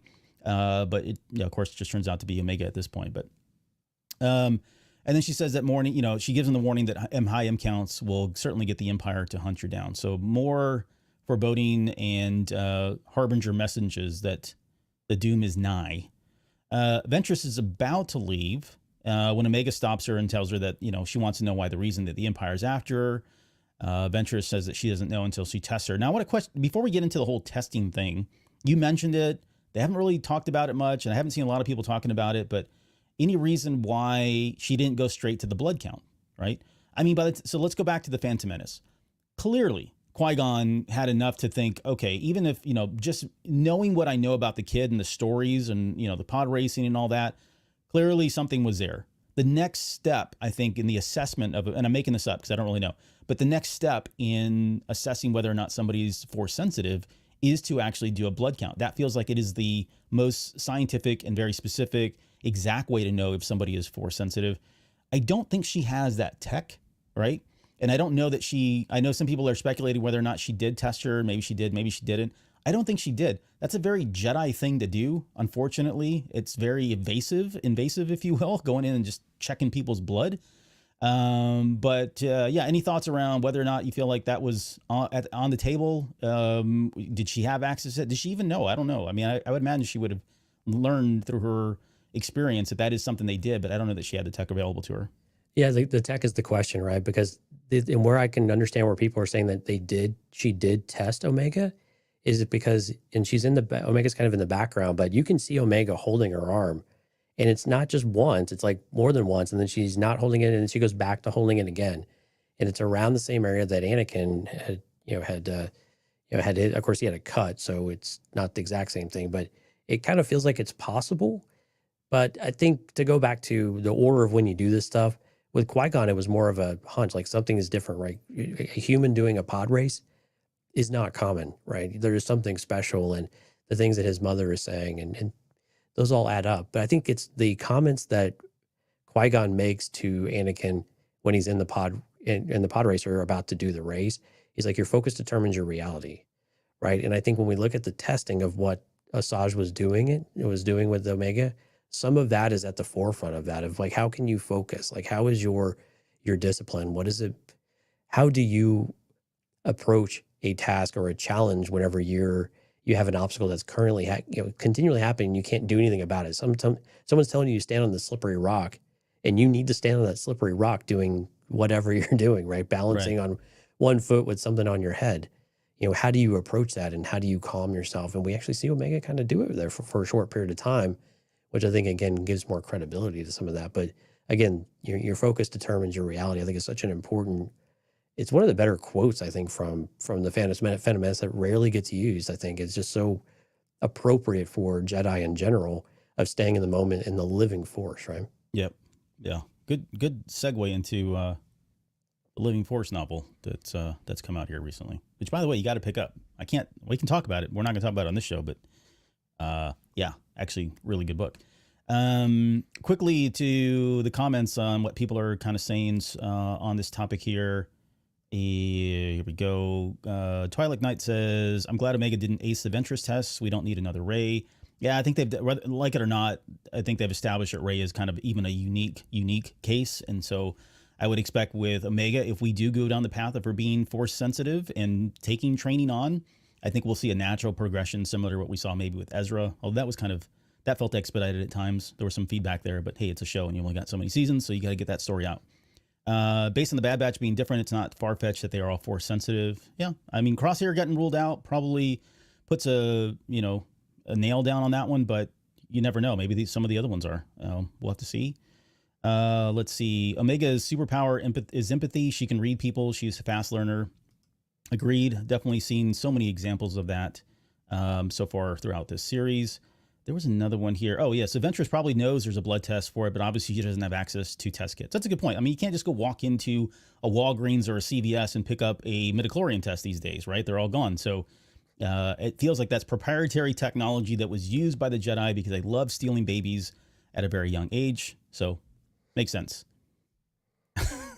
Wow. Lauren's going to hate me for that. Every time I have these comments, she gets mad because I'm not poo-pooing on the Jedi. Not yet. By the way, the Living Force really does a lot to take the edge off the Jedi. Like that book was so needed right now, especially where we're going. But okay, so anyways, back over to so Ventress. This is where Omega says, "I need to know who I am." Similar, to like I mentioned, Rey saying, "I need someone to show me my place in all of this," kind of thing.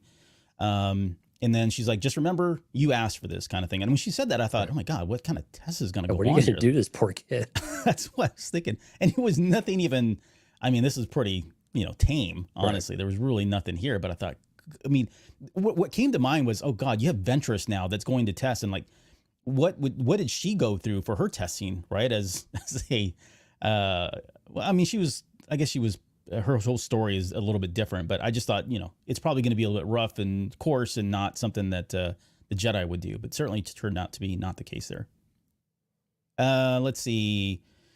Oh, I'm back. I've lost my place here. Okay. So they get takes her out to do the first test here. Do you think at any point, or I kind of want to jump into this question too, because it'll set up a lot of what we're going to be talking about here. Do you think at any point during the testing that Ventress determined that, yes, she had a high midichlorian count? Because at the very end, she tells Omega, no, I don't know that she was as conclusive with the Bad Batch, but in just looking at what was being done from the test, I would assess that she doesn't have a high M count, right? I think that's the conclusion she was kind of drawing towards, right? But again, she had moments there where she was able to, when she calmed herself and started doing the breathing, like Gunji had taught her on Kashyyyk, she was able to hold the pose and stay on the slippery rock for a while. And then she lost her focus. It was, and Walker made the comment in the chat, very akin to Luke Skywalker on Dagobah, right? Mm-hmm. When he was able to center himself and focus. Yeah, exactly. He was able to hold it, but as soon as he started to drift and panic and anxiety started to set in, everything fell apart around him. So it was very similar. So I think there was still a little bit of hope. And again, with Asajj, she plays everything so close to the vest that I don't think she was going to tip her off. And I think to go back to your comment a minute ago about when she said, you just remember you asked for this. I think it's almost like she asked to be for these things to be unlocked in her mind. That when we go down this path, there's no turning back around. If you find out that you are force sensitive or you have a high M count or whatever it might be, there's no going back from some of these pieces of information you have. And I think that may have been where the foreboding was, or just the warning was of what she was doing, because you don't know where this is going to lead. But once we're there, there's no turning around and going back. And it also, I think, equates to what we learn later on when she's talking to Hunter, saying, look, if she is this, she can't be with you guys. You guys can't give her what she needs. And I think Asajj is just saying some of those things in her own way, but not saying them out loud. Yeah. Yeah. There's as the testing. So let's get into the testing that's going on. Of course, she's doing the balancing thing, all that. Again, a lot of parallels here between what Rey went through with Luke Skywalker and how he was testing her, kind of thing. I love that little line in there when she says she's Ventress is talking to her and she says, "You're focused on the wrong things. Stop trying to have balance." I thought was a very catching line because it's counterintuitive what we know about the Jedi, at least. But definitely says stop trying to have balance, and she meant physically, maybe more than metaphorically. But she says, "Let go of your conscious mind." To Omega, it was like conscious. I don't know what that means. You know, that was super funny. It was really cool because that's what a normal person would say if someone made him do these cockamania things that she had her doing.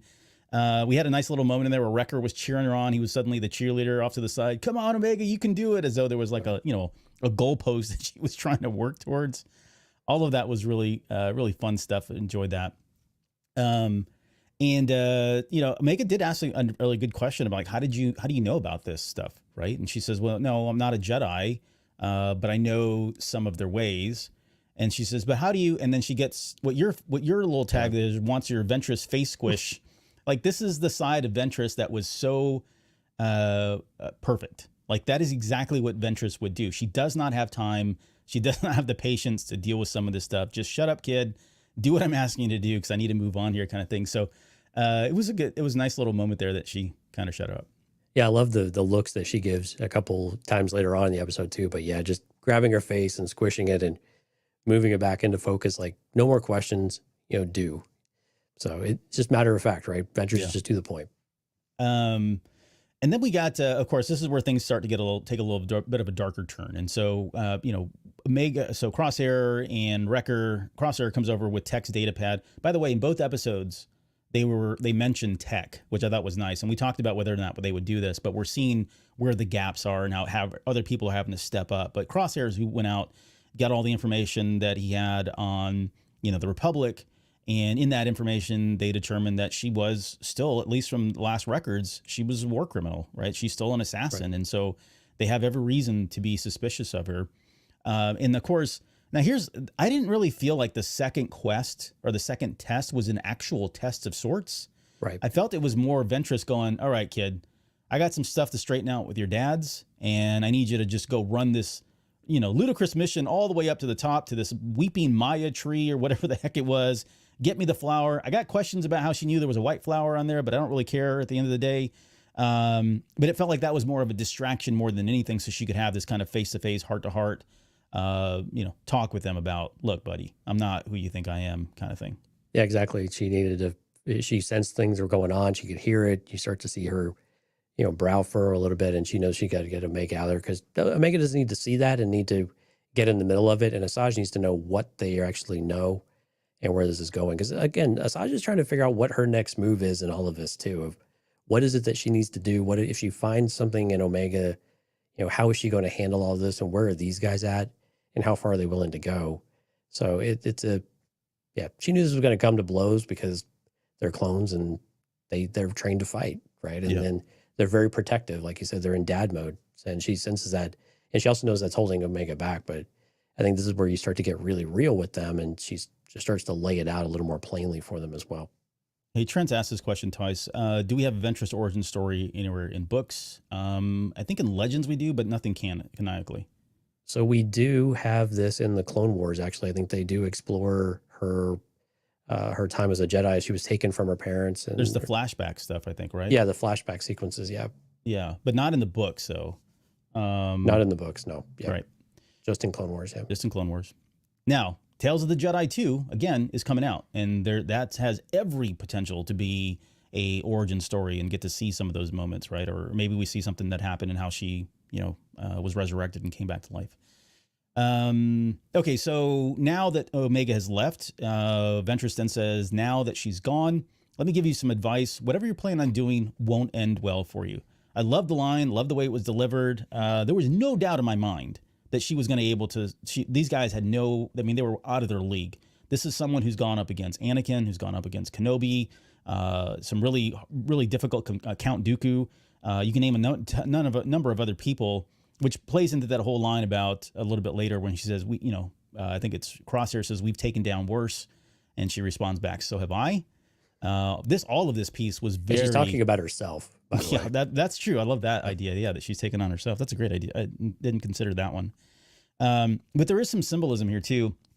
Like if you watch this scene, they kind of pull back, and she is very much in the cavern, in the darkness, and they are on the outside in the light, and she's kind of walking towards. And the symbolism that I got from that was that, yes, she's not a bad person, but she is Asajj Ventress, and she's still a formidable foe, and she is somebody who she's not the goody two shoes Jedi. So, she's kind of in this darker gray, I'm not going to say gray Jedi, I'm not going to say dark Jedi, but she's, in this darker area. So, and it's very much on par. We got to see that. I mean, at the very end of this battle that they have, somehow Crosshair is suddenly unconscious. We didn't get to see what happened there. She's got a lightsaber between the legs of Hunter, and she's, it was towards his chest. Don't get any crazy ideas. Not a forced choke. Maybe just a force hold in some of the games. It's like force stasis, force hold. But it did look like he was struggling. So, Yeah. But even if it was, I don't think she was putting enough pressure to really choke him out. It was more just to, subdue him, right? Keep him in check kind of thing. Clearly she didn't want to kill them, right? And I think the scene we got from the trailer, of course, I didn't come here with the intent to kill you, but you're making it very tempting, right? You're making it very hard not to because you're being so difficult. And they were. I mean, rightfully so. I'm not saying they weren't wrong out of character, but yeah, they were. Yeah, and she just has no tolerance for it and no wiggle room for it. Like, it just, you wanted me to be here, and now you don't want me. Yeah, you called me. Now, granted, they didn't know who they were calling, to be fair, and she's not exactly forthcoming with a lot of things, but she's definitely, she would never call herself a Jedi. I don't think ever. I don't think she wants to be a Jedi. And she just wants to be her. She wants to find out what it means to be Asajj Ventress and be on her own in that kind of way and be comfortable with herself. And there's a Dark Disciple does such a great job of going through her journey of how challenging that was and how dark times got for her. And so definitely recommend reading that book, of course, because it's just a great read. But you get some of that characterization of Asajj Ventress that still spill into this episode, and you understand a little bit why she does have this hard edge to her, and she's still willing to use the tools at her disposal, even if they tend to drift a little bit darker. And I'm with you. I don't think she was choking out Wrecker, but she was definitely had him held up there and maybe putting a little pressure on just to let him know that she's serious. Yeah, and I'm here, and I have control over you, right? Yes. Very important. Rebel Scum says, hello, fellas. What's up, man? Welcome to the show. Lewis Berry chimed in earlier. Just want to cover that. Love the Harbinger. Love seeing Ventress back. Hope to get Vader, Boba, and Ahsoka. Yeah, I don't know if in this series, but hey, you never know. We're running out of time real quick here. Yeah, so there is, we were talking about kind of the exchange between both of them. And I would say this too, like she is a bear, and they were kind of poking the bear a little bit here, right? And she was poking right back, saying, she kind of threw this idea of like, hey, maybe I'll take her, right? Maybe I'll stick around even after all this is over. And that's really starting to boil the blood of all three of them, because they're thinking about it from the perspective of, we got to watch over Omega. And, if she really is who we think she is, she can't be around here. We don't know what her, her motives are or what her motive is. And so, there was that exchange. And of course it escalates into the fight that we just talked about. I loved everything about it. Like, it was just brilliant. She was very tempered, wasn't turning on her lightsaber, had already disarmed them. The action sequences, like the fighting for animation, a lot of times you get that blurry effect. We saw a lot of that in Clone Wars. Oh, this was so clean. I don't know what they did. Yeah, it was very clear. So great job. Kudos to them on upping the frame rate or doing whatever it is they did for us to kind of visually see what was going on. But the choreography I thought was really great. And I'm not even sure who did the choreography for this episode, but I thought it was awesome. And great dialogue in between too. When she pulls the guns out of their hands, that would be cheating. I mean, It's just, and you talk about the delivery of the lines with Futterman, like it was just so perfect. It was almost this playful Asajj Ventress coming out that was just so, and at the same time, so kind of seductive in the way she does it, just the voice and everything. And it's just so funny. It was just amusing to me that she's almost toying with them and playing with them. And she didn't want to get the big weapons out until they all got their guns back. And she's like, okay, let's get serious. And then it was like, hell yeah, badass Asajj. If she wasn't badass enough, then she's going to do all the lightsaber things with the yellow lightsaber. Is just so cool. On that note of toying them, she says, why don't you be good little clones and stand down? Right. Which again, she's almost, being condescending of sorts here, right? And then this is what happens when 4 alphas get together, right? No one backs down. Right. Common sense doesn't take any. Let's just do this in the schoolyard and just duke it out. Punch each other's snot out. Hunter did his other line of the series, which is "We're not good on following orders." So it was kind of nice to hear that go. And then finally, when Crosshair pulls out his weapon, he takes the first shot. So Hunter shot first, if we want to start that. And then she pulls out her lightsaber, and that was all, everybody got real giddy about that. So love that. I love that whole bit. Let's see. We'll move on because I don't know there's much else to say there. But once it was all over, she says, times have changed, something you clones should be familiar with. We were pawns in the same war, and we all lost. The Empire is more dangerous than you could possibly fathom. I'm many things, but I'm not your enemy. I loved every bit of that dialogue, the delivery of it, and I think it was enough to really, honestly, no pun intended, diffuse the situation, her turning off the lightsaber and walking away. And again, symbolism at this point, she walks into the light after this, and we see her in the light, bathed in light at this point. So we know that, at least from a narrative perspective, all the fears or the anxiety of whether or not she's good or bad, of course, we all think we knew that she was good if you read the books and that sort of thing, but that's all behind us. And I think it was enough certainly for Wrecker and the three guys to come on to feel better about it, but then having Omega give the defense of like, well, she had an opportunity to kill you. Clearly she did. She had one unconscious, one being choked out, and the other a lightsaber between his legs. She had an opportunity. She didn't take it. So there's got to be some good in her. His chest. Well, and if for anybody, it should be really speaking to Crosshair, right? Of being a tool, being a pawn, and being completely used, and then being discarded and being lied to, and having really no true intrinsic value of what they were. And you were just a sword or a weapon and being wielded as such without any kind of thought for your own well-being or your own interest or anything else. And so they all should get it. And it was such, like you said, it was such a wonderful line. And it was almost surprising from Ventress. She's usually not so poetic with some of her words with how she comes across, but she recognizes that this needs to end. This fight needs to end.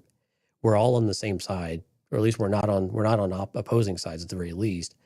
But we need to put this to an end, and we all have something in common here from this war. And I've done a lot of bad things, but so you guys have done a lot of things too. And if you look over at Crosshair, it's like you've done a ton of bad things recently, man. So we're all not so different in that way. And like Omega says a little bit later on, after they're back in the ship, maybe we need to give her another chance right now. It feels like she says this every week about somebody, but about someone. Yeah. Right. But again, it's that thing of like, she's giving us some reasons to, but we're also fighting her. What's our own part in that? That's not being naive. It's also just calling a spade of saying, look, we're being tough on her too, rightfully so. But we've got to take a leap of faith here if we want to make any progress. Because right now we're just spinning our wheels. Yeah. Let's see. Walker says Asajj Ventress versus the Bad Batch has made it to my top favorite hand-to-hand combat in all of Star Wars universe. Oh, the force push that she did. Was it on Wrecker? That was fantastic. Yeah. Yep. You could see her like revving up. I thought it was going to be a Hadouken. Turned out to be just a force push. And they didn't do like a big booming sound with it. It was just like more of a whoosh sound. It was really great sound design to go with it too. Yeah. Yeah. Which tells me I think she probably pulled that punch, if you will, too. Like I'm sure she could have just jettisoned that guy right off the rocks there. Oh yeah, I mean like when she had Crosshair pinned, right? I mean you look like, oh, is she gonna snap his arm? And like no, she just kind of gut punches him and rolls off and moves over, right? Yeah. Jay Price is with us. Says water animation was outstanding. Yeah, they've gotten really good at water animation, especially in the. I know it's not trivial. Like it's kind of hard to distinguish between reality at times. And then Twilight Knight says Omega's like the mother. She leaves the room and everyone is fighting. Sounds about right. Yeah, the kids are fighting now because there's no parent on board. And we've said that many times. Omega is the parent. This is how she is. She's a very nurturing, caring person. She wants to save everybody. She wants to care for everybody.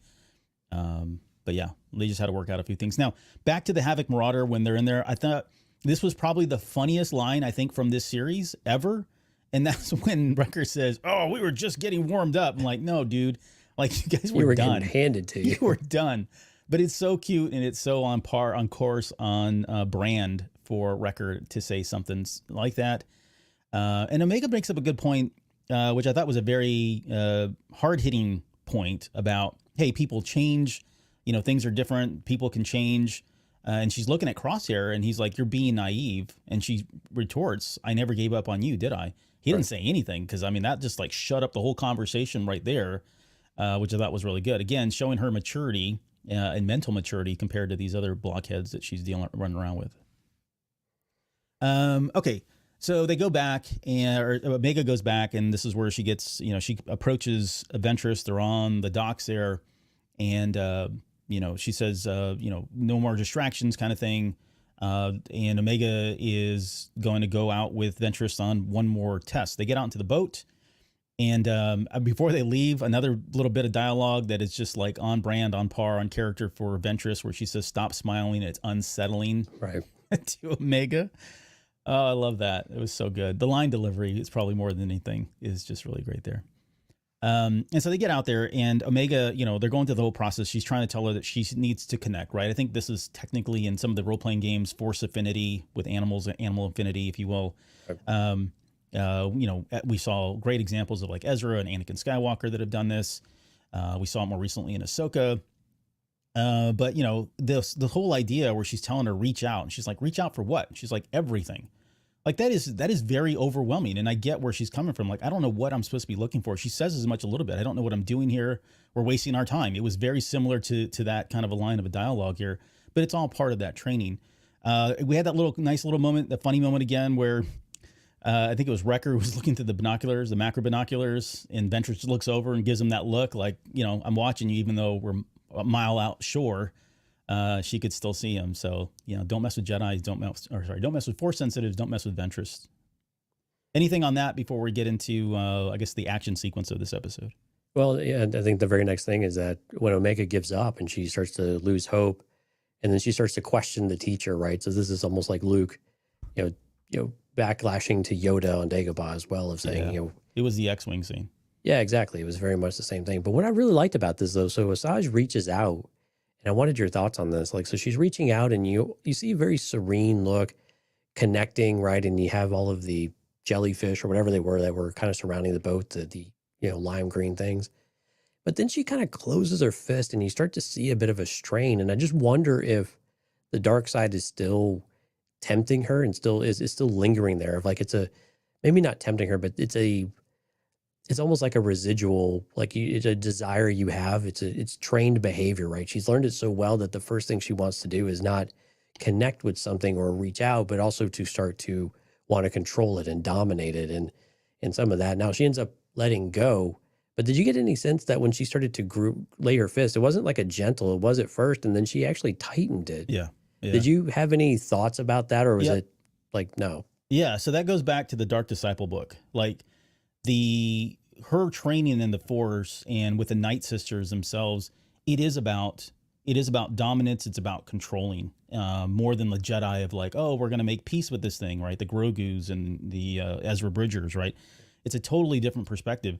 They came from a very hostile planet, and a lot of times they would have to use this animal affinities, this ability to connect with animals to put it down, to kill it literally, right? Or to get away from it, because these are very deadly things. So they weren't making... This was the sleeper for those who read the book in Dark Disciple. Yeah, the sleeper.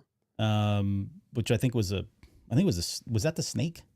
Yeah, something like that. I think maybe it had tentacles as well. But yeah, something around like a snake. Yeah. Yeah, which by the way, I think that's where they got the little logo the pauldron. On her pauldron there.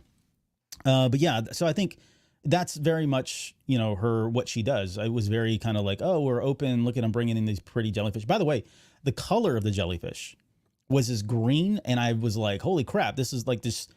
Again, nothing directly, but just the parallels between the use of dark force magic on Dathomir, right? And all the green mists and stuff. And then suddenly, what does she summon? She just happens to summon green, misty looking jellyfish. I just thought was like perfect. So again, I think that was 100% intentional.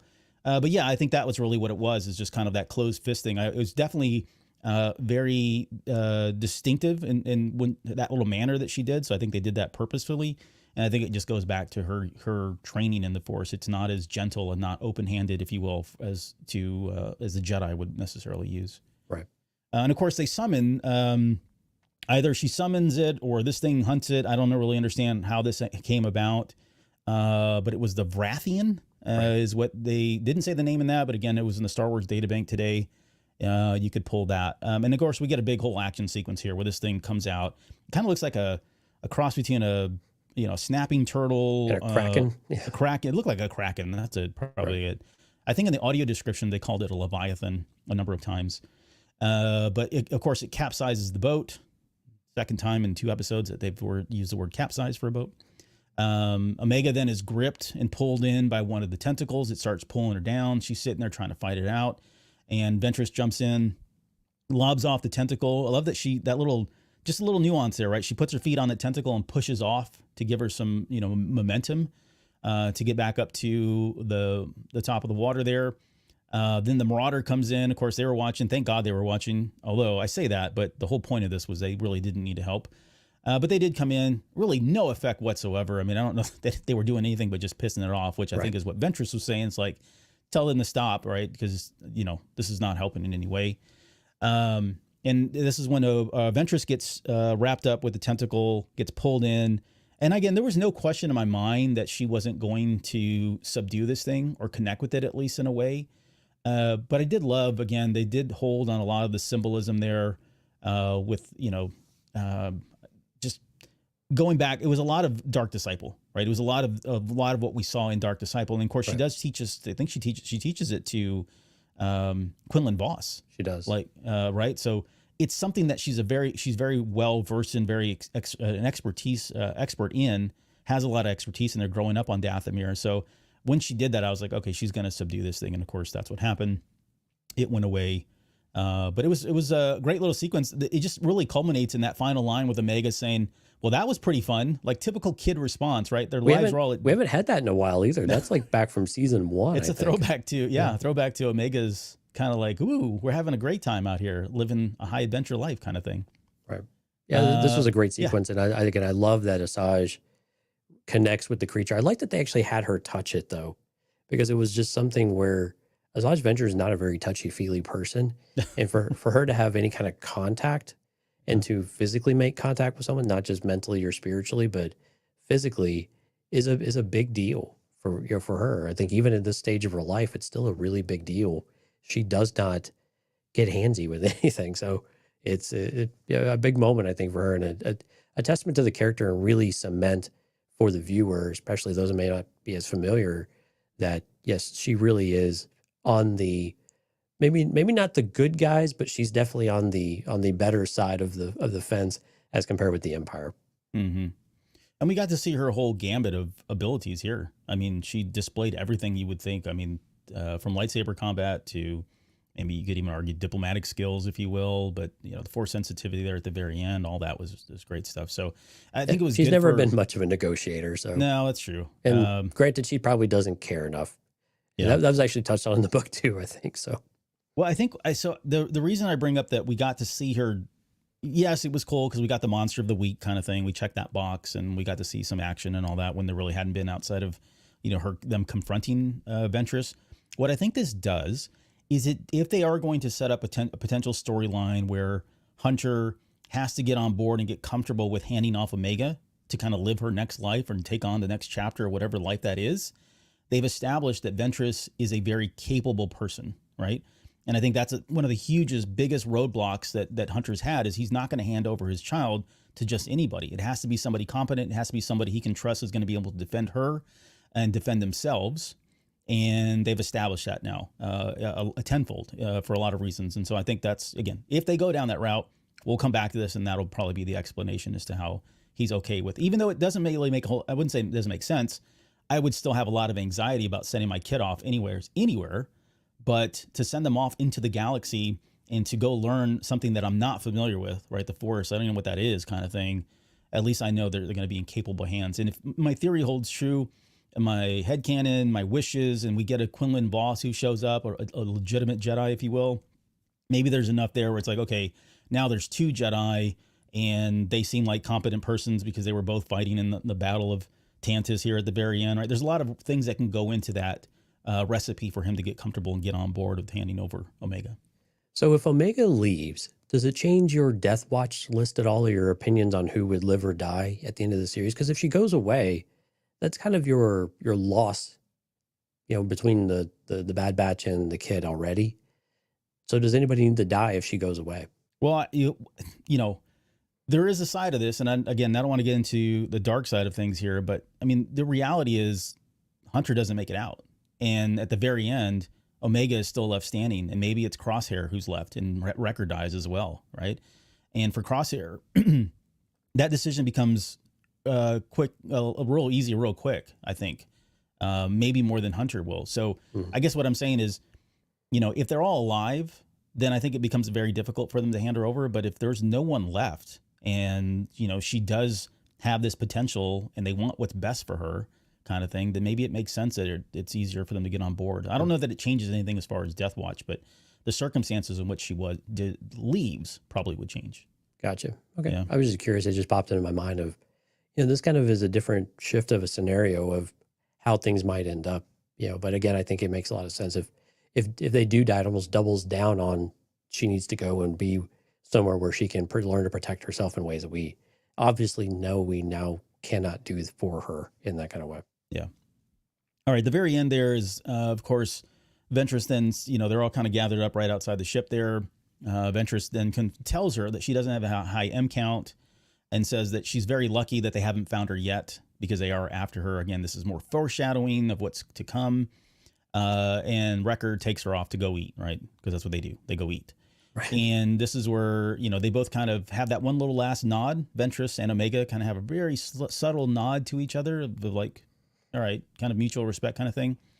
And then Ventress gives us the line, if Omega did have that potential, she'd have to be trained, which would mean leaving you behind. Hunter says, not happening kind of thing, right? He's not convinced that's really the right way to go. She says, what you want is irrelevant because the Empire isn't going to stop. They're not going to stop until, they have her. So whether you want her or not, Ventress's advice is, I'd leave this place. You're not safe as you think you are. And Crosshair kind of gives her that last line as she's walking away. He says, I still can't figure out which side you're on. She says, my own. And then I thought we got kind of like the quintessential line after they ask about, are you not worried that the Empire is coming for you? To which she replies back, they can try, but I have a few lives left, which again speaks to what we don't know or do know, I guess now, is that she did die. She did come back to life in some way. I don't know. Maybe they're foreshadowing that, even if she were to perish again, it's hard to keep her down. She's from Dathomir. They're known for resurrections and coming back, but she leaves, and that's the end of the episode. And I guess the question that I would have, or any thoughts on that, but then the question that we can maybe end on here, or one of the questions is, do you think we're going to see Asajj Ventress again in this series? Oh man, in this series, no. I think we're probably not going to see her again. Well, I say that maybe at the very end, but I don't think she comes in and teams up with the cavalry and is part of a big push to get Omega or anything like that. I think she might show up at the very end, but I don't know that we need Asajj to come back into this series. Like, what part would she play? I think laying low from the Empire for her is really important to not draw that attention to herself with whatever she is doing. So there's enough story here for the Bad Batch and Omega. I don't know that she necessarily plays into some of that. So I think we're probably not going to see her again in any meaningful way. If we see her, it'll be more very end and maybe handing her off and saying, here, you wanted an apprentice, right? Do you really think Asajj wants to be a master, though? I think that's another part that I'm not totally sold on or sure about, is that Asajj is the one that would be able to teach Omega, because he just has such a zero tolerance and no nonsense kind of approach to things. Yeah, I think it's good. It would be good for her character to have somebody like Omega be her apprentice. Like, talk about so different, right? In terms of their approach and just their personalities. It would be good for Asajj Ventress. And I think from just a purely character perspective, we want that character to continue to grow and develop. And I don't think anybody would have thought, 10 years ago that Asajj Ventress would take on an apprentice. And yet Here we are. And just seeing that dynamic of the two, I think would be super intriguing to see. I don't think she necessarily wants it, but I think to kind of answer the question and kind of segue into answering the question that I posed, at the end of the series, I don't think they need Asajj Ventress to come in, right? If after the dust is settled and we got to figure out what happens to Omega now, and she shows up in a shuttle and Quinlan Voss is there and Ventress is there, and they've come back and they're going to take her out to go do something. One, it plays into my headcanon and the Photoshop thing that I made. So I'm happy. It checks that box. But at the same time, I could see where, if she did leave, right, we don't know where Ventress's head's at really. I mean, they had that kind of nod, that exchange of mutual agreement, that sort of thing. But maybe she was impressionable. Maybe she left quite an impression on Ventress. And so, she flies off, and then weeks later, whenever it comes to the Tantus thing, and after she's had a chance to talk to Quinlan Voss, and maybe Quinlan Voss is not there, but if she's had a chance to think about it, and she doesn't want this potential person to be orphaned or thinks that the Empire is going to do that, that could play into her own background, right? And not being, what did I need? What could I don't want her to churn. If she has the potential to become dark, I don't want that for her. I don't want her to live the life that I lived. And so maybe she does come back and helps out with Tantus. I think that's a tide turner, quite honestly.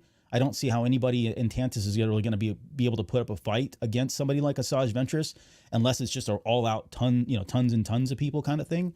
So it is kind of, it would certainly be interesting. I can go both ways, I guess is where I'm saying. I can see where they could play into it. I think my headcanon is that she just shows up at the very end though, and takes Omega away, because I do want Rex and Echo. I want them to be the ones that liberate the clones, right? I don't want it to be so one-sided or have the advantage because suddenly Jedi are showing up. It just, I don't know, for that reason. Yeah, it takes away a little bit from it that the cavalry isn't even the clone cavalry, right? We want the clones to be able to, it's almost like liberating yourself. And I think that's what we kind of want, right? You want, it's like in Andor, right? Making a difference from the inside and finding a way out of the prison, right? It just means more when you're able to do that. And it's not a rescue mission necessarily. It's a combination of things. I think that really works really well. We're having some really great comments in the chat too. Walker had a comment saying sometimes it feels like the writers want viewers to think most of them, being in the Bad Batch, I guess, die in the finale and then pull a 360 or maybe a 180 at the very last minute, and when we actually have a good number of unexpected survivors.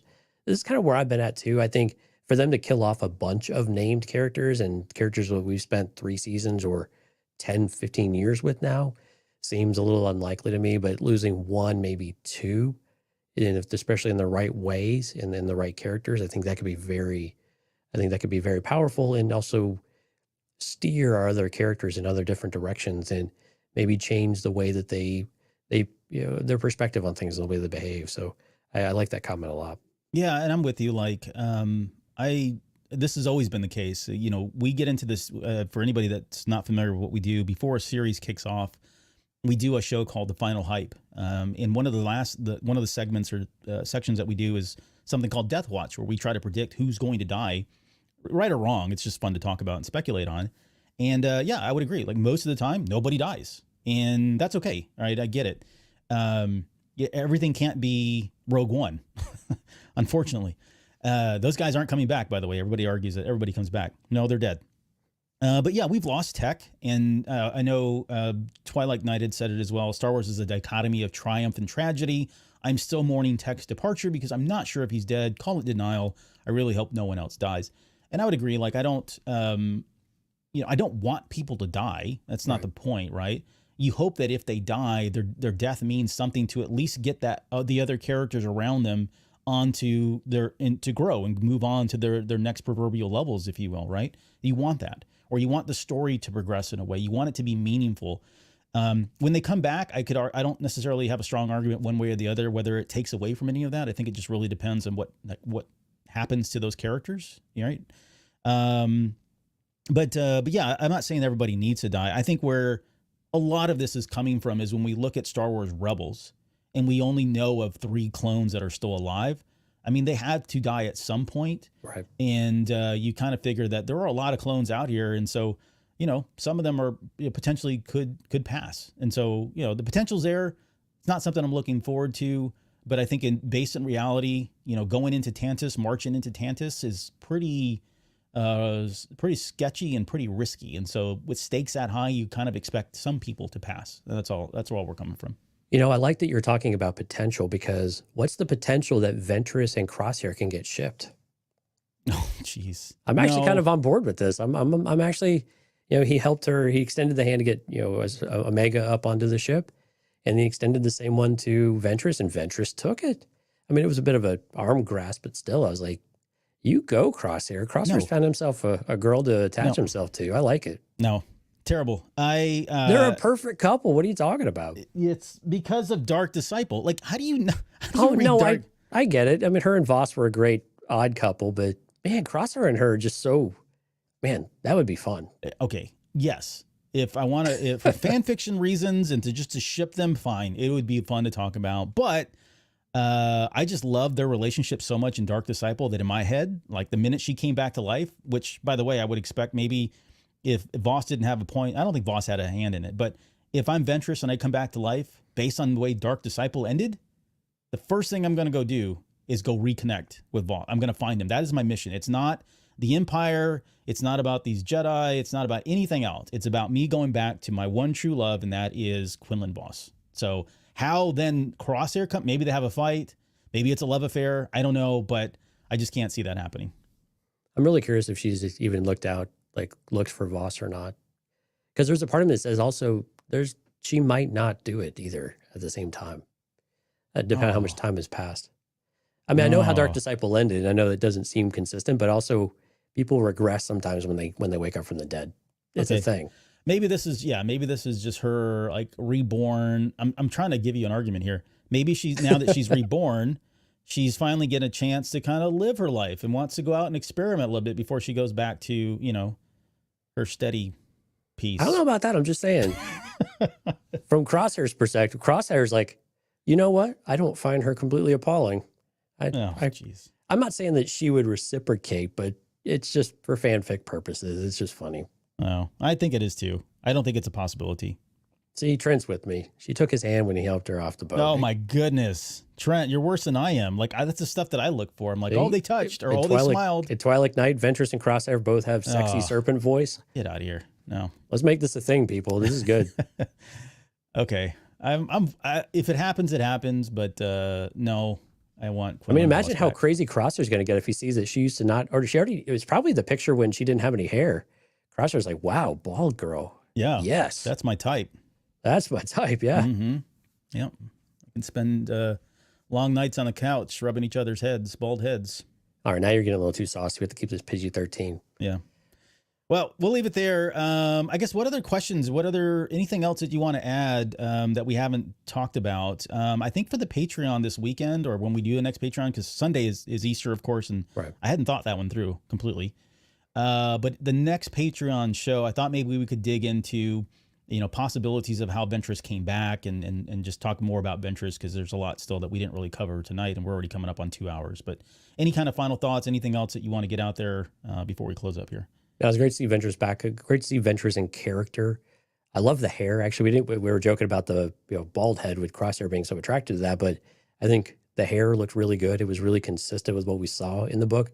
Really consistent with Padawan Asajj Ventress. If you go back and look at some of the pictures of her as a Padawan, similar hairstyle back then as well. So I think it was really cool. And so these were good episodes. I'm excited for the story to maybe start to build a little more momentum that feels like we're heading towards the finale to where we feel like we're picking up steam. It feels like these have been good episodes, but I also feel like we're treading a little bit. So I'm excited to see the story kind of get ramped back up. And I know you were looking for a bit of a palate cleanser for the Tanta stuff and things like that because it was pretty heavy and pretty dark. I think we've had that. So now I'm ready for us to start rounding that corner, but I think we're probably still another episode or two away before we really start to hit that stride. But, so far so good. And I hope we see Asajj Ventress at the end of the series, and I'm excited to see what Tales of the Jedi or whatever other content that she comes back with. I think it's going to be really good, and I'm thrilled with all the excitement from Nico Futterman as well on it. Yeah. Well, maybe we can end on this end because what's kind of what we've been doing here is just looking ahead. We've got Identity Crisis is our next episode, along with Point of No Return. Yeah, Those are 2 episodes going to be airing on April 3rd. Then we got Juggernaut, which is episode 12, followed by Into the Breach, Flash Strike, and finally wrapping up with The Cavalry Has Arrived. Rumors are persisting that there is a 16th episode that is not being talked about or hasn't been disclosed. I will say this too. We purposely don't sign up for the media releases on this because otherwise I feel like we can't. Part of this show is us talking and speculating and throwing theories out there. That's the fun of what we do. And if we get access to watch those, then that goes away, right? So I'm saying that because I know some of our friends that host other shows have now seen every episode up until the last one. They were just released, I think, yesterday or this weekend. So you will find people that have already seen all the episodes except the very last one. So they've seen up to episode 14. But all that aside, I guess any thoughts, theories around what we're getting with the next 2 episodes, Identity Crisis and Point of No Return? I think Identity Crisis could lead to Omega. I think it also could continue to talk about Crosshair.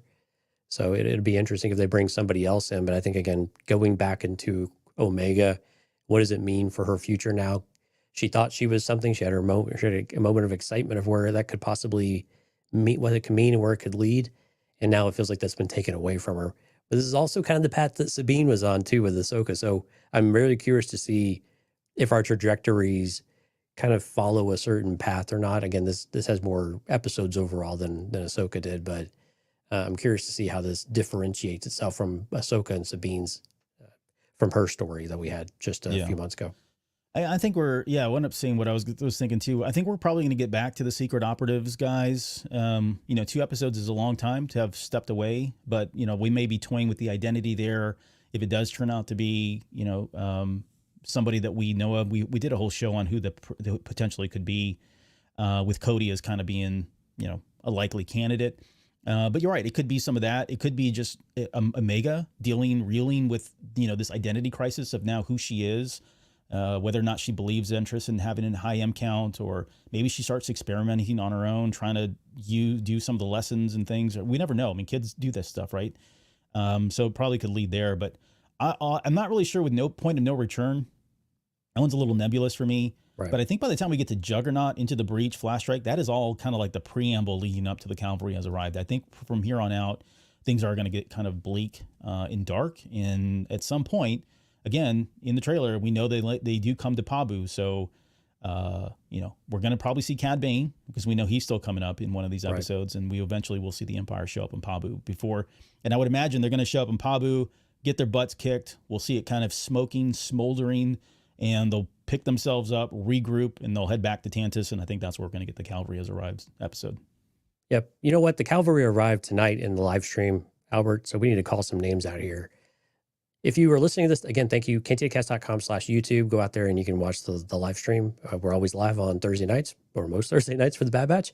And a special thanks to Kathy, Steph, Music Train, My Star Wars Guys, One Up versus CPU, Jorge, Skywalker's Academy, JJ Skywalker, Qui-Gon J, Katya, Twilight Knight, Sky, Nicholas, Nicole, Trent, Chris, Ronald, Walker, Lewis, Rebel Scum, Jay Price. If I missed anyone, my sincerest apologies. Thank you all so much for coming out. We had a lot of people in the chat, a lot of great comments. You guys are fantastic and amazing. Thanks for making this a big success. We certainly appreciate that, and we hope we will see you next week for probably another long episode. With 2, we usually go a little bit longer. So if you enjoyed this, we invite you to come out next week. Yep. Programming notes. Again, normally on Sundays, we do either the Way Station or we do something with Jedi Novel Archive, cover some kind of literature. But again, Meester Sunday, and I didn't think all that clearly. So if we don't do anything Sunday, we'll probably defer to another day next week. But we've got Way Station still coming up.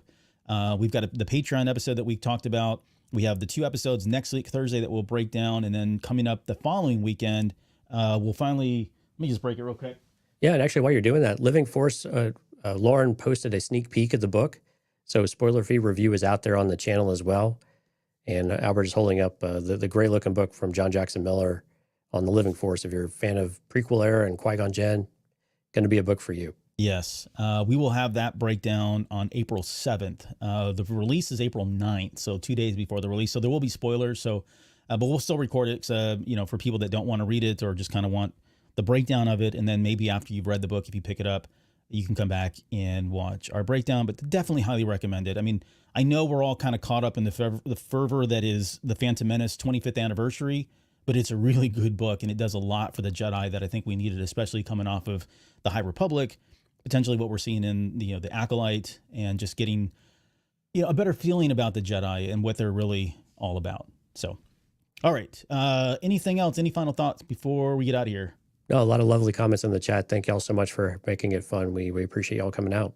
Yep. All right, guys. We'll see you on the next episode. Thanks for being here.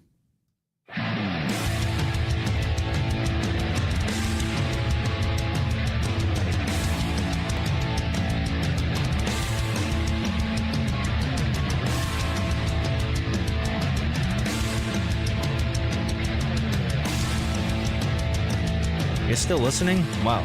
That's amazing. Well, I'm here to give you the disclaimer. Normally we do a big, long, drawn-out disclaimer thing saying what's what and who's what and all that other stuff, but I think you guys kind of know that Lucasfilm and Disney have no affiliation with us at all, and we have none with them. We talk about Star Wars, which is their property and all that other good fun stuff. But I think you can tell which is our stuff and which is their stuff. If you can't, well, then send a lawyer to send an email to me and I'll be glad to chat with them. Other than that, you know what's what. So that's your disclaimer.